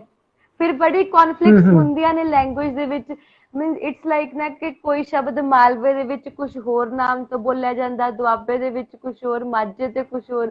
ਫਿਰ ਮੈਨੂੰ ਕਹਿਣਗੇ ਤੁਸੀਂ ਇਹਨੂੰ ਕੀ ਬੋਲਦੇ ਹੋ, ਤੁਹਾਡੇ ਇੱਥੇ ਕੀ ਹੁੰਦਾ? ਮੈਂ ਕਿਹਾ ਇੰਨਾ ਵੀ ਫਰਕ ਨਹੀਂ, ਅਸੀਂ ਪੰਜਾਬ 'ਚ ਹੀ ਰਹਿੰਦੇ ਹਾਂ, ਕੋਈ ਬਾਹਰੋਂ ਨਹੀਂ ਆਏ ਕਿ ਇੰਨਾ ਕੁਛ ਫਰਕ ਹੋਊਗਾ। 19-21 ਦਾ ਫਰਕ ਹੋਊਗਾ, ਕੁਛ ਜ਼ਿਆਦਾ ਫਰਕ ਨਹੀਂ ਹੁੰਦਾ। ਸੋ ਇਹ ਚੀਜ਼ਾਂ ਬੜੀਆਂ ਮੈਨੂੰ ਫੇਸ ਕਰਨੀਆਂ ਪੈਂਦੀਆਂ, ਬਟ ਇਟਸ ਫਾਈਨ, ਹੌਲੀ ਹੌਲੀ ਬਸ ਸਿੱਖੀ ਗਈ। ਮੈਂ ਤੁਹਾਡਾ ਹੀ ਪੁੱਛਣਾ ਚਾਹੂੰਗੀ, ਜਿਵੇਂ ਮਤਲਬ ਤੁਹਾਨੂੰ ਮੈਂਬਰ ਆਫ ਸਾਹਿਤਿਆ ਕੈਲਾਸ਼ ਅਵਾਰਡ ਵੀ ਦਿੱਤਾ ਗਿਆ, ਮੀਨਸ ਤੁਸੀਂ ਇਹ ਦੱਸੋਗੇ ਕਿ ਸਾਹਿਤਿਆ ਕਲਸ਼ ਇਹਦੇ ਵਿੱਚ ਮਤਲਬ ਕੀ ਸੀ? ਤੇ ਪੋਇਟਰੀ ਦਾ ਸੀ ਜਾਂ ਕਿਵੇਂ? ਹਾਂ ਇਹ ਨਾ ਐਕਚੁਅਲੀ ਅਸੀਂ ਆਲ ਇੰਡੀਆ ਲੈਵਲ ਦਾ ਸਾਡਾ ਇੱਕ ਪੋਇਟਰੀ ਕੰਪੀਟੀਸ਼ਨ ਸੀਗਾ ਜੀ ਜੀ ਤੇ ਸਾਹਿਤਿਆ ਕਲੇਸ਼ ਇੱਕ ਸੰਸਥਾ ਹੈ Okay. ਇਹਨਾਂ ਨੇ ਅਰੇਂਜ ਕਰਵਾਇਆ ਸੀ ਵੀ ਵਰ 86 ਔਰ 89 okay okay writers from all India from all states people join ਤੇ ਵੂਮਨ ਦੇ ਤੇ ਉਹਨਾਂ ਨੇ ਪੋਇਮ ਲਿਖਣੀ ਸੀ ਉਸ ਚ ਮੈਂ ਇੱਕ ਪੋਇਮ ਲਿਖੀ ਸੀਗੀ ਜੀ ਜੀ ਔਰਤ ਕਾ ਵਜੂਦ ਓਕੇ ਹਿੰਦੀ ਚ ਸੀ ਇਹ ਮੈਂ ਲਿਖਿਆ ਸੀ ਔਰਤ ਕਾ ਵਜੂਦ ਜੀ ਜੀ ਤੇ ਜਦੋਂ ਮੇਰਾ ਮਤਲਬ ਉਦੋਂ ਮੈਨੂੰ ਸਵੇਰੇ ਆਨਰ ਕਰਨਾ ਸੀ ਕਿਤੇ ਕਿਉਂਕਿ ਮੈਨੂੰ ਅਵਾਰਡ ਦੇ ਉਹਨਾਂ ਨੇ ਕਿਸੇ ਨੇ ਪਹਿਲਾਂ ਇੱਕ ਅਵਾਰਡ ਮਿਲਿਆ ਸੀ ਇੰਡੀਅਨ ਆਈਕੋਨਿਕ ਲੇਡੀ ਦਾ ਤੇ ਉਸ ਕਰਕੇ ਮੇਰੇ ਗਰੁੱਪ ਨੇ ਕਿਹਾ ਸੀ ਤੁਹਾਨੂੰ ਆਨਰ ਕਰਨਾ ਤੁਸੀਂ ਐਡਾ ਵੱਡਾ ਅਵਾਰਡ ਲੈ ਕੇ ਆਓ ਤੁਸੀਂ ਐਡਾ ਨਾ ਜਾਣਾ ਸਵੇਰੇ ਮੈਂ ਅਵਾਰਡ ਲੈ ਕੇ ਸ਼ਾਮ ਵੇਲੇ ਉੱਥੇ ਗਈ 3 ਵਜੇ ਪਹੁੰਚੀ ਮੈਂ ਤੇ 89 ਸਾਰੇ ਕੈਂਡੀਡੇਟ ਸੀ ਮੇਰਾ ਕੋਈ 84-85ਵਾਂ ਨੰਬਰ ਸੀਗਾ ਤੇ ਮੈਂ ਕਿਹਾ ਵੀ ਚਲੋ ਆਪਣੀ ਟਰਨ ਆ ਗਈ ਇੰਨਾ ਹੀ ਬਹੁਤ ਹੈ ਟਰਨ ਮਿਲ ਗਈ ਵੀ ਹੁਣ ਤਾਂ ਚੱਲੀਏ ਤੇ ਜਦੋਂ ਮੈਂ ਉੱਠੀ ਤਾਂ ਜਿਹੜੇ ਉੱਥੇ ਸਾਡੇ ਕੋਲੇ ਸੀਗੇ ਵਿਜੀਲੈਂਸ ਦੇ ਐਸਪੀ ਜੀ ਜੀ ਉੱਥੇ ਆਏ ਹੋਏ ਸੀ ਸਾਡੇ ਕੋਲੇ ਔਰ ਇੱਕ ਪ੍ਰਿੰਸੀਪਲ ਸੀਗੇ ਮਹਿੰਦਰਾ ਕਾਲਜ ਦੇ ਸ਼ਰਮਾ ਹੀ ਸੀਗੇ head of the department English department ਦੇ ਹੈਡ ਸੀ ਉਹ ਤੇ ਜਦੋਂ ਮੈਂ ਉੱਥੇ ਪੋਇਮ ਆਪਣੀ ਬੋਲੀ ਔਰਤ ਕਾ ਵਜੂਦ ਉਹ ਕਹਿੰਦੇ ਵੀ ਮੈਂ ਉਸ ਇੱਕੋ ਗੱਲ ਤੇ ਸਟ੍ਰੈਸ ਕੀਤਾ ਕਿ ਤੁਸੀਂ ਔਰਤ ਨੂੰ ਕਮਜ਼ੋਰ ਨਾ ਸਮਝੋ ਔਰਤ ਬਾਏ ਬਰਥ ਕਦੀ ਵੀ ਕਮਜ਼ੋਰ ਨਹੀਂ ਸੀ ਸਾਡਾ ਇਤਿਹਾਸ ਸਾਡੀ ਸੰਸਕ੍ਰਿਤੀ ਸਾਡੀਆਂ ਕਿਤਾਬਾਂ ਹਰ ਇੱਕ ਜਗ੍ਹਾ ਤੇ ਤੁਹਾਨੂੰ ਰੈਫਰੈਂਸ ਮਿਲੇਗਾ ਕਿ ਔਰਤ ਕਮਜ਼ੋਰ ਕਦੇ ਨਹੀਂ ਸੀਗੀ ਔਰਤ ਤਾਂ ਬਾਏ ਬਰਥ ਹੀ ਬੜੀ ਰਿਸਪੈਕਟਫੁਲ ਔਰ ਤੁਸੀਂ ਇਹ ਕਹਿ ਸਕਦੇ ਹੋ ਕਿ ਬੜੀ ਸਟਰੋਂਗ ਲੇਡੀ ਹੈ ਕਿਉਂਕਿ ਤੁਸੀਂ ਦੇਖੋ ਲੇਡੀ ਘਰ ਨੂੰ ਵੀ ਸੰਭਾਲਦੀ ਹੈ ਬੱਚਿਆਂ ਨੂੰ ਵੀ ਜਨਮ ਦਿੰਦੀ ਹੈ ਰੁਜ਼ਗਾਰ ਤੇ ਵੀ ਕੰਮ ਕਰਦੀ ਹੈ ਹਾਂ ਮਲਟੀਟਾਸਕਿੰਗ ਹੈਗੀ ਹੈ ਤੇ ਤੁਸੀਂ ਔਰਤ ਨੂੰ ਕਮਜ਼ੋਰ ਕਿਵੇਂ ਸਮਝ ਸਕਦੇ ਹੋ ਜੀ ਜੀ ਜੀ ਤੇ ਉਸ ਮੈਂ ਇਹੀ ਪ੍ਰੂਵ ਕੀਤਾ ਜਿਹੜੀ ਮੈਂ ਪੋਇਮ ਲਿਖੀ ਉਹਦੀ ਇੰਨੀ ਕੁ ਤਾਰੀਫ ਹੋਈ ਤੇ ਸਾਡੇ ਐਸਪੀ ਸਾਹਿਬ ਖੜੇ ਹੋ ਕੇ ਕਹਿੰਦੇ ਕਿ ਮੈਂ ਅੱਜ 3 ਸੈલ્ਯੂਟ ਦੇਣੇ ਆ ਓ ਮਾਈ ਗॉड ਤੇ ਅਸੀਂ ਸੁਣਦੇ ਰਹੇ ਅਸੀਂ ਸਾਰੇ ਸੁਣਦੇ ਰਹੇ ਵੀ ਕਾਹਦੇ ਸੈल्यूट ਦੇਣੇ ਆ ਠੀਕ ਹੈ ਕਹਿੰਦੇ ਜੀ ਇੱਕ ਤਾਂ ਅਸੀਂ ਉੱਥੇ ਲੜਕੀ ਬੁਲਾਈ ਸੀ ਜਿਹੜੀ ਐਂਕਰ ਸੀ ਜੀ ਜੀ she was just 18 okay she was just 18 for the first time she did anchoring in our organization ਜੀ ਜੀ and she was a student of some school okay ਉਹਨੇ ਐਂਕਰਿੰਗ ਕੀਤੀ ਬਹੁਤ ਅੱਛੀ ਕਹਿੰਦਾ ਮੇਰਾ ਪਹਿਲਾ ਸਲਾਮ ਤਾਂ ਇਸ ਦੀ ਐਂਕਰਿੰਗ ਨੂੰ ਹੈ ਦੂਜਾ ਸਲਾਮ ਤੁਹਾਡੇ ਆਰਗੇਨਾਈਜ਼ਰ ਨੂੰ ਜਿਸਨੇ ਇਹ ਇੰਨੀ ਵੱਡੀ ਆਲ ਇੰਡੀਆ ਲੈਵਲ ਤੇ ਆਰਗੇਨਾਈਜ਼ ਕੀਤਾ ਖਾਣ ਦਾ ਰਹਿਣ ਦਾ ਸਾਰਾ ਬੰਦੋਬਸਤ ਹੈ ਜੀ ਜੀ ਕਿ ਕਿਸ ਤਰ੍ਹਾਂ ਮੈਨੇਜ ਕੀਤਾ ਤੇ ਮਾਈ ਸੈल्यूट ਗੋਜ਼ ਟੂ ਹਿਮ ਬੜਾ ਅੱਛਾ ਆਰਗੇਨਾਈਜ਼ ਕੀਤਾ ਜੀ तीसरा करना आशा मैम ने जो पोइम लिखी और आशा मैम ने जो एक्सप्रेस किया लेडीज के बारे ਵਾਓ मैं आज तक सुनिया नहीं मैं तो लेडीज ਨੂੰ ਡਰਦੇ ਭੱਜਦੇ ਜਲਦੀ ਜਾਣ ਦਿਓ ਜੀ ਸੱਸ ਨਾ ਕੁਛ ਕਹਿ ਦੇ ਸਹੁਰਾ ਨਾ ਕੁਛ ਕਹਿ ਦੇ ਜੀ ਮੈਨੂੰ ਫਰੈਂਕ ਗਲੀ ਚ ਕੋਈ ਨਾ ਕੁਛ ਕਹਿ ਦੇ ਤੇ ਕਹਿੰਦੇ ਏਦਾਂ ਹੀ ਸੁਣਿਆ ਮੈਂ ਏਦਾਂ ਦਲੇਰੀ ਨਾਲ ਲੇਡੀਜ਼ ਬੋਲਦੀ ਪਹਿਲੀ ਵਾਰੀ ਦੇਖੀ ਹੈ ਵੀ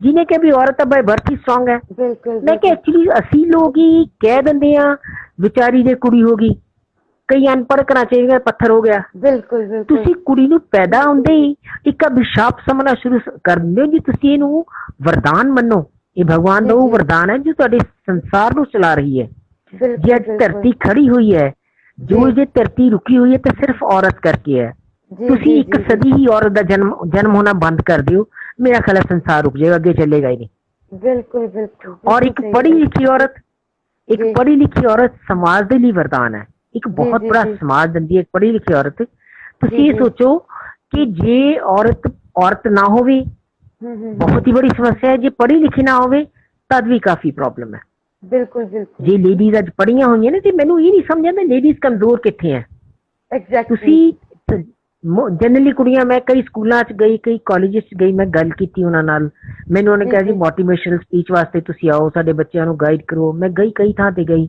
ਮੈਂ ਉਹਨਾਂ ਨੂੰ ਪੁੱਛਿਆ ਵੀ ਤੁਹਾਨੂੰ ਕਿਸ ਗੱਲ ਦਾ ਡਰ ਹੈ ਤੁਸੀਂ ਕਿਉਂ ਲੱਗਦਾ ਵੀ ਯੂ ਆਰ ਵੀਕ ਕਹਿੰਦੇ ਮੈਮ ਰਾਤ ਨੂੰ ਅਸੀਂ ਇਕੱਲੇ ਜਾਣਾ ਹੋਵੇ ਤਾਂ ਬੜਾ ਮੁਸ਼ਕਿਲ ਹੈ ਮੈਂ ਕਿਹਾ ਤੁਹਾਨੂੰ ਮੁੰਡਿਆਂ ਤੇ ਕਿਉਂ ਡਰ ਲੱਗਦਾ ਕੀ ਚੀਜ਼ ਦੀ ਮੁਸ਼ਕਿਲ ਹੈ ਮੈਂ ਮੁੰਡੇ ਤਾਂ ਸਟਰੋਂਗ ਹੁੰਦੇ ਹੈ ਮੈਂ ਕਿਹਾ ਤੁਸੀਂ ਕਿਉਂ ਕਮਜ਼ੋਰ ਬਣੇ ਹੋਏ ਹੋ ਜੂਡੋ ਕਰਾਟੇ ਤੁਸੀਂ ਵੀ ਸਿੱਖੋ ਤੁਸੀਂ ਵੀ ਬਾਡੀ ਬਿਲਡਿੰਗ ਕਰੋ ਤੁਸੀਂ ਵੀ ਐਕਸਰਸਾਈਜ਼ ਕਰੋ ਤੁਸੀਂ ਆਪਣੇ ਸਟਰੋਂਗ ਬਣਾਓ ਕੋਈ ਲੜਕੇ ਦੀ ਹਿੰਮਤ ਹੀ ਨਹੀਂ ਪਵੇ ਤੁਹਾਨੂੰ ਕੋਈ ਫालतू ਗੱਲ ਕਰ ਜੇ ਜਾਂ ਫालतू ਤੁਹਾਨੂੰ ਕੋਈ ਮਿਸਬਿਹੇਵ ਕਰ ਜੇ ਉਹਨੂੰ ਪਤਾ ਮੈਂ ਕੋਈ ਮਿਸਬਿਹੇਵ ਕਰਾਂ ਮੈਨੂੰ ਕਾਊਂਟਰ ਵੀ ਕਰਨਗੀਆਂ ਕੁੜੀਆਂ ਇਹ ਡਰਨ ਵਾਲੀਆਂ ਨਹੀਂ ਮੇਰੇ ਤੋਂ ਬਿਲਕੁਲ ਬਿਲਕੁਲ ਤੇ ਮਤਲਬ ਜੇ ਤੁਸੀਂ ਆਪਣੀ ਫੀਲਿੰਗ ਔਰ ਸੋਚ ਏਦਾਂ ਦੀ ਰੱਖਦੇ ਹੋ ਤਾਂ ਔਰਤ ਕਮਜ਼ੋਰ ਕਿੱਥੋਂ ਹੋਈ ਉਹ ਤਾਂ ਮਰਦ ਤੋਂ ਜ਼ਿਆਦਾ ਕੰਮ ਕਰ ਰਹੀ ਹੈ। ਬਿਲਕੁਲ ਤੁਸੀਂ ਇਹ ਦੇਖੋ, ਸਾਡੇ ਜਿੰਨੇ ਵੀ ਸਾਡੇ ਜਿਹੜੇ ਹਿੰਦੂ ਗ੍ਰੰਥ ਹੈ ਉਹਨਾਂ 'ਚ ਦੇਖੋ, ਜੀ ਸ਼ੰਕਰ, ਭਗਵਾਨ ਸ਼ੰਕਰ ਸੀਗੇ, ਹੀ ਵਾਜ਼ ਅਲੋਨ। ਜੀ ਮਾਂ ਪਾਰਵਤੀ, ਮਾਂ ਸ਼ਕਤੀ ਨੇ ਜਦ ਉਹਨਾਂ ਨੂੰ ਸਾਥ ਦਿੱਤਾ ਉਹ ਜੀ ਸੰਪੂਰਨ ਹੋਏ।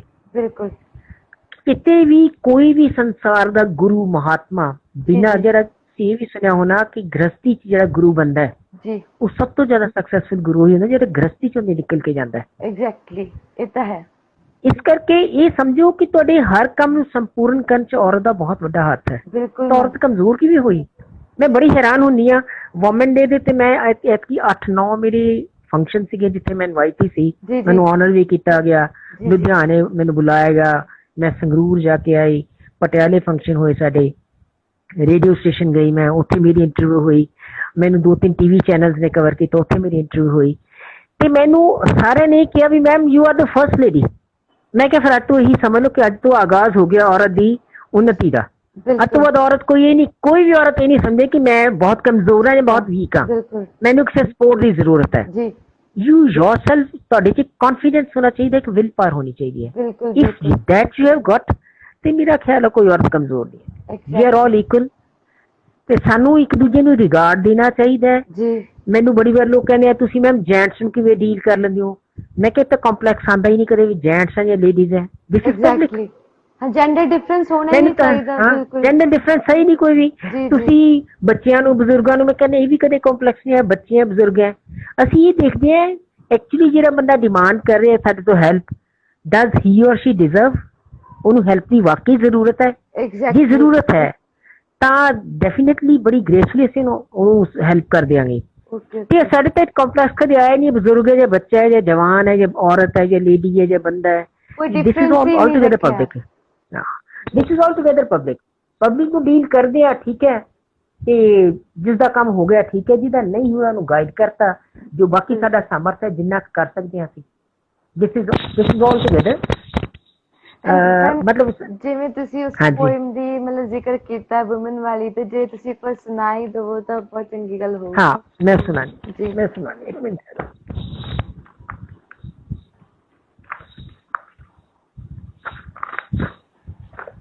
एक मिनट होल्ड करना बस। Sure ma'am.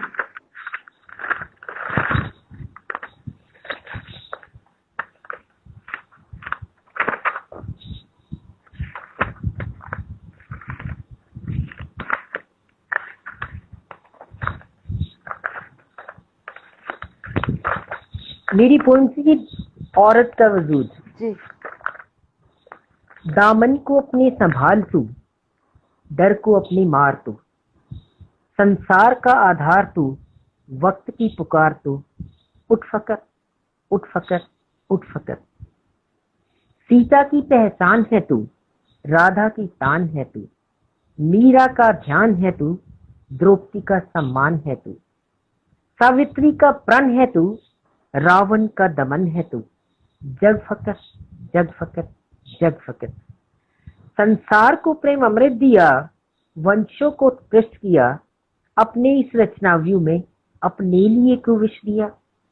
अपने को पहचान तू, खुद पे हो मेहरबान तू, चल फकर, चल फकर, चल फकर। जुल्म का उठे हाथ जो, टूट जाए 100 सौ, उठ जाए जो पग तेरा, हिल जाए ये धरा। उस शक्ति और न कर फरियाद तू, तोड़ दे सब आस तू, उस शक्ति को पहचान तू, और न बनना दान तू, अपनी गीता खुद रचत, खुद रचत, खुद रचत। झूम उठेंगी हवाएं, झूम उठेंगी हवाएं, नाच उठेंगी फिजाएं, मुस्कुराएंगी लताएं। जुल्म न टिक पाएगा, लौट कर न आएगा, रख दुर्गा का मान तू, ढूंढ ले अपना स्थान तू, वजूद को अपने पकड़, इतना ही फकर, इतना ही फकर, इतना ही फकर। औरत ਨੂੰ ਹਰ ਇੱਕ ਔਰਤ ਨੂੰ ਆਪਣੀ ਜ਼ਿੰਦਗੀ ਨੂੰ ਆਪਣੇ ਤਰੀਕੇ ਨਾਲ, ਆਪਣੇ ਹਾਲਾਤ ਦੇ ਮੁਤਾबिक अपनी गीता खुद लिखनी चाहिए। बिल्कुल। भगवान कृष्ण ने अपनी गीता लिखी। भगवान कृष्ण ਨੂੰ जो नहीं अच्छा लग्या, जो अच्छा लग्या, भगवान कृष्ण ने अपनी गीता लिखी जी। हर औरत ਚ ਇੰਨੀ ਸ਼ਕਤੀ ਹੈ ਕਿ ਉਹ ਸਮਾਜ ਨੂੰ, ਆਪਣੇ ਘਰ ਨੂੰ, ਆਪਣੀ ਤੁਸੀਂ ਕਹਿੰਦੇ ਆਪਣੀ ਜਿਸ ਸੁਸਾਇਟੀ ਚ Society ਮੂਵ ਨੂੰ, ਕਰਦੀ ਹੈ ਜੀ ਉਹ ਸੁਸਾਇਟੀ ਨੂੰ ਸੈੱਟ ਕਰ ਸਕਦੀ ਹੈ, ਉਸ ਨੂੰ ਗਾਈਡ ਕਰ ਸਕਦੀ ਹੈ, ਉਸ 'ਚ ਬੜਾ ਅੱਛਾ ਰੋਲ ਅਦਾ ਕਰ ਸਕਦੀ ਹੈ। ਇਸੇ ਲਈ ਮੈਂ ਲਿਖਿਆ ਕਿ ਆਪਣੀ ਗੀਤਾ ਖੁਦ ਰਚਕ, ਜੋ ਉਹਦੇ ਆਪਣੇ ਵਿਚਾਰ ਹੈ, ਜੋ ਉਹਦੀ ਆਪਣੀ ਸੋਚ ਹੈ, ਉਹਦਾ ਇੱਕ ਅਲੱਗ ਆਇਨਾ ਹੈ। ਅਸੀਂ ਕਿਸੇ ਦੂਸਰੇ ਨੂੰ ਲੈ ਕੇ ਨਾਲ ਨਹੀਂ ਚੱਲਣਾ। ਉਹ ਅੱਧਾ ਕਰੇ ਤੇ ਮੈਂ ਵੀ ਕਰਨਾ, ਮੇਰੇ ਹਾਲਾਤ ਅਲੱਗ ਹੈ, ਉਹਦੇ ਬਿਲਕੁਲ ਹਾਲਾਤ ਅਲੱਗ ਹੈ। ਇਹ ਤਾਂ ਹੈ ਜੀ। ਅਸੀਂ ਆਪਣੇ ਆਪਣੇ ਹਾਲਾਤ ਮੁਤਾबिਕ, ਆਪਣੇ ਆਪਣੇ ਸਰਕਮਸਟੈਂਸਿਸ ਪਰ, ਆਪਣੀ ਆਪਣੀ ਫੈਸਿਲਿਟੀਜ਼ ਮੁਤਾबिक ਜੀ ਅਸੀਂ ਆਪਣੇ ਉਸ ਨਾਲ ਸਮਝੌਤਾ ਕਰਕੇ ਆਪਣੀ ਜ਼ਿੰਦਗੀ ਨੂੰ ਆਪਣੇ ਤਰੀਕੇ ਨਾਲ ਜੀ। ਬਿਲਕੁਲ ਮੈਮ, ਜਿਵੇਂ ਤੁਸੀਂ ਰਾਈਟਿੰਗ ਦਾ ਤਾਂ ਦੱਸ ਦਿੱਤਾ ਕਿ ਤੁਹਾਨੂੰ ਸ਼ੌਂਕ ਸੀਗਾ, ਫਿਰ ਤੁਸੀਂ ਫਿਰ ਪੋਇਟਰੀ ਵੱਲ ਕਿਵੇਂ ਆਏ? ਮਤਲਬ ਬੈਂਕਿੰਗ ਕਰਦੇ ਥਰੂ ਜਾਂ ਆਫਟਰ ਰਿਟਾਇਰਮੈਂਟ, ਮਤਲਬ ਇਹ ਤੁਹਾਡਾ ਕਿਵੇਂ ਇਨਕਰੇਜ ਹੋਇਆ, ਇਹਦੇ ਬਾਰੇ ਦੱਸੋ ਤੁਸੀਂ। ਪੋਇਟਰੀ ਐਕਚੁਅਲੀ ਜਦੋਂ ਬੈਂਕ ਸੀ ਨਾ, ਸਾਡੇ ਕਈ ਲੋਕ ਬੈਂਕ ਦੇ ਵਿੱਚ ਬੜੇ ਅਲੱਗ-ਅਲੱਗ ਕਿਸਮ ਦੇ ਲੋਕ ਸੀਗੇ ਜੀ ਤੇ ਮੈਂ ਕਈ ਵਾਰੀ ਉਹਨਾਂ ਨੂੰ ਕੁਝ ਕਹਿ ਤਾਂ ਸਕਦੀ ਨਹੀਂ ਸੀਗੀ, ਮੈਂ ਆਬਜ਼ਰਵ ਕਰ ਲੈਂਦੀ ਸੀ ਬੜਾ ਕੁਝ ਹੋ ਰਿਹਾ ਹੈ। ਤੇ ਕਈ ਚੀਜ਼ਾਂ ਐਸੀਆਂ ਕਿ ਤੁਸੀਂ ਦੇਖ ਸਕਦੇ ਹੋ, ਤੁਸੀਂ ਇੰਟਰਵਿਊ ਨਹੀਂ ਕਰ ਸਕਦੇ ਬਿਲਕੁਲ, ਕਿਉਂਕਿ ਤੁਹਾਡੀ ਉਸ ਇੰਟਰਵਿਊ ਕਰਨ ਦੀ ਨਾ ਤਾਂ ਪਾਵਰ ਹੁੰਦੀ ਹੈ ਤੇ ਨਾ ਤੁਹਾਡੀ ਅਪਰੋਚ ਹੈ। ਬਿਲਕੁਲ ਬਿਲਕੁਲ। ਫਿਰ ਮੈਂ ਉਹਨਾਂ ਚੀਜ਼ਾਂ ਨੂੰ ਕੁਝ ਲਾਈਨਾਂ ਲਿਖ ਕੇ ਉਹ 'ਚ ਕਹਿਣ ਦੀ ਕੋਸ਼ਿਸ਼ ਕਰਦੀ ਸੀਗੀ ਓਕੇ ਕਿ ਜੀ ਇਹ ਵੀ ਕੁਛ ਹੋ ਰਿਹਾ, ਇਹ ਵੀ ਕੁਛ ਹੋ ਰਿਹਾ, ਇਸ ਤੇ ਵੀ ਨਜ਼ਰ ਨਹੀਂ ਗਈ, ਇਸ ਤੇ ਵੀ ਨਜ਼ਰ ਨਹੀਂ ਗਈ ਤੁਹਾਡੀ। ਉਹ ਕਰਦੇ ਮੈਨੂੰ ਲਿਖਣ ਦਾ ਇੰਨਾ ਕੁ ਸ਼ੌਕ ਹੋ ਗਿਆ ਕਿ ਹੁਣ ਹਰ ਚੀਜ਼ ਮੈਨੂੰ ਜੋ ਵੀ ਚੰਗਾ ਲੱਗਦਾ, ਮਾੜਾ ਲੱਗਦਾ, ਮੈਂ ਪੋਇਟਰੀ ਹੀ ਕਰ ਦਿੰਦੀ ਹਾਂ, ਖਤਮ। ਸ਼ਬਦਾਂ ਨਾਲ ਚੰਗੀ ਤਰ੍ਹਾਂ ਖੇਡ ਲੈਂਦੇ ਹੋ ਤੁਸੀਂ, ਹੈ ਨਾ? ਉਹਨਾਂ ਨੂੰ ਕਿੱਥੇ ਕਿਵੇਂ ਕਿਹੜਾ ਸ਼ਬਦ ਲਾਉਣਾ ਆ, ਪ੍ਰੋਪਰ ਤੁਹਾਨੂੰ ਉਹਦਾ ਹੈਗਾ ਹੈ। ਸ਼ਬਦ ਤੁਹਾਨੂੰ ਉਦੋਂ ਮਿਲਣਗੇ ਜਦੋਂ ਤੁਸੀਂ ਬਹੁਤ ਕਿਤਾਬਾਂ ਪੜ੍ਹੀਆਂ ਹੋਈਆਂ ਨੇ। ਓਕੇ ਮੈਂ ਸਪਿਰਚੁਅਲਿਜ਼ਮ ਤੇ ਬਹੁਤ ਕਿਤਾਬਾਂ ਪੜ੍ਹੀਆਂ, ਮੈਂ ਹਿਊਮੈਨਿਟੀ ਤੇ ਬੜੀਆਂ ਕਿਤਾਬਾਂ ਪੜ੍ਹੀਆਂ, ਓਕੇ ਓਕੇ, ਤੇ ਮੈਂ ਗੁਰੂਆਂ ਦੀ ਕਿਤਾਬਾਂ ਕਈ ਪੜ੍ਹੀਆਂ, ਉਹਨਾਂ ਦੀ ਜੀ ਗਾਈਡੈਂਸ ਦੀ ਕਿਤਾਬਾਂ ਪੜ੍ਹੀਆਂ, ਤੇ ਉੱਥੋਂ ਸ਼ਬਦਾਂ ਦੀ ਤਾਂ ਫਿਰ ਭਰਮਾਰ ਹੁੰਦੀ ਹੈ ਤੁਹਾਡੇ ਕੋਲ, ਪ੍ਰੋਪਰ ਵਰਡ ਨੂੰ ਐਡਜਸਟ ਕਰਕੇ ਫਿਟ ਕਰਨਾ ਹੁੰਦਾ ਉੱਥੇ, ਹੈ ਨਾ। ਫਿਰ ਤੁਹਾਡਾ ਮੈਂ ਰਾਈਟਿੰਗ ਤੋਂ ਪੋਇਟਰੀ ਵੱਲ ਆਇਆ, ਫਿਰ ਤੁਹਾਡਾ ਮਤਲਬ ਜਿਹੜਾ ਉਹ ਸਟੈਪ ਸੀ ਐਂਕਰਿੰਗ ਵਾਲਾ, ਇਹ ਕਿਵੇਂ ਉੱਥੇ ਪਹੁੰਚਿਆ? ਮਤਲਬ ਫਿਰ ਨੈਕਸਟ ਤੁਸੀਂ ਕਿੱਦਾਂ ਉੱਥੇ ਛਾਲ ਮਾਰੀ ਫਿਰ ਐਂਕਰਿੰਗ ਕੀ ਵੱਲ? ਹੋਇਆ, ਮੈਂ ਨਾ ਐਕਚੁਅਲੀ ਇੱਕ ਇੱਥੇ ਸੀਗਾ ਮਾਂ ਵੀਰਾ ਦੇਵੀ, ਸਾਡਾ ਸੰਗੀਤ ਸਭਾ ਸੀ, ਜੀ ਜੀ, ਮੈਂ ਉੱਥੇ ਜੁਆਇਨ ਕੀਤਾ। ਮੈਂ ਜੁਆਇਨ ਕੀਤਾ, ਇੱਕ ਅੱਧੀ ਵਾਰੀ ਮੈਂ ਗਈ, ਮੈਂ ਕਦੇ ਜ਼ਿਆਦਾ ਨਹੀਂ, ਕਿਉਂਕਿ ਤੁਹਾਨੂੰ ਪਤਾ ਸਿੰਗਿੰਗ ਦਾ ਮੈਨੂੰ ਘੱਟ ਸ਼ੌਕ ਸੀਗਾ। ਜੀ ਜੀ, ਮੈਨੂੰ ਰਾਮ ਸੰਗੀਤ ਸਭਾ ਵਾਲੇ ਬਹੁਤ ਇਨਕਰੇਜ ਕਰਦੇ, ਮੈਂ ਕਦੇ ਕਦੇ ਉੱਥੇ ਚਲੇ, ਕਦੇ ਉੱਧਰ ਚਲੀ ਜਾਂਦੀ ਸੀ। ਜੀ ਜੀ, ਉਹ ਹੋਇਆ ਕਿ ਉਸ 'ਚ ਕੋਈ ਕਨਫਲਿਕਟ ਹੋਇਆ ਜੀ, ਤੇ ਉੱਥੋਂ ਨੇ ਜੀ ਇਹ ਜਿਹੜੇ ਆਰਗੇਨਾਈਜ਼ਿੰਗ ਮੈਮ ਸੀ, ਉਹਨਾਂ ਨੇ ਕੀ ਕੀਤਾ ਕਿ ਉਹਨਾਂ ਦੇ ਜਿੰਨੇ ਵੀ ਕੈਂਡੀਡੇਟ ਸੀ ਸਾਰਿਆਂ ਨੂੰ ਐਕਸਪੈਲ ਕਰਤਾ, ਗਰੁੱਪ ਤੋੜਤਾ। ਓ ਮਾਈ ਗॉड। ਉਹਨਾਂ ਦੇ ਐਡਮਿਨ ਦਾ ਮੈਨੂੰ ਫੋਨ ਆਇਆ, ਉਹ ਮੈਨੂੰ ਕਹਿੰਦਾ ਮੈਂ ਮੇਰਾ ਗਰੁੱਪ ਤੋੜਤਾ, ਵੀ ਮੈਂ ਤਾਂ ਪਿਛਲੇ ਇੰਨੇ ਸਾਲਾਂ ਤੋਂ ਗਰੁੱਪ ਚਲਾ ਰਿਹਾ ਸੀ, ਮੇਰੀ ਬੜੀ ਬੇਇੱਜ਼ਤੀ ਹੋ ਗਈ ਇਸ ਗੱਲ 'ਚ। ਮੈਂ ਕਿਹਾ ਸਰ ਬੇਇੱਜ਼ਤੀ ਵਾਲੀ ਕੀ ਗੱਲ ਹੈ, ਵੀ ਆਪਾਂ ਨੂੰ ਤਾਂ ਮੈਂਬਰ ਚਾਹੀਦੇ ਆ, ਵੀ ਜੇ ਸਾਡੇ ਉਹਨਾਂ ਨੂੰ ਮੈਂਬਰ ਕੱਢ ਤੇ ਆਪਾਂ ਮੈਂਬਰਾਂ ਨੂੰ ਕੰਟੈਕਟ ਕਰਦੇ ਆ, ਵੀ ਜੇ ਉਹਨਾਂ ਨੂੰ ਸਾਥੋਂ ਆਬਜੈਕਸ਼ਨ ਹੈਗੀ ਹੈ ਤਾਂ ਆਪਾਂ ਉਹਨੂੰ ਪੁੱਛ ਲੈਂਦੇ ਆ, ਵੀ ਗੱਲ ਤਾਂ ਕਰਨੀ ਚਾਹੀਦੀ ਹੈ ਕਮ ਸੇ ਕਮ। ਇਹ ਨਾ ਉਹ ਬਿਨਾਂ ਪੁੱਛੇ ਹੀ ਗੱਲ ਖਤਮ ਹੋ ਜਾਏ ਤੇ ਆਪਾਂ ਕਹੇ ਗਰੁੱਪ ਖਤਮ ਹੋ ਗਿਆ।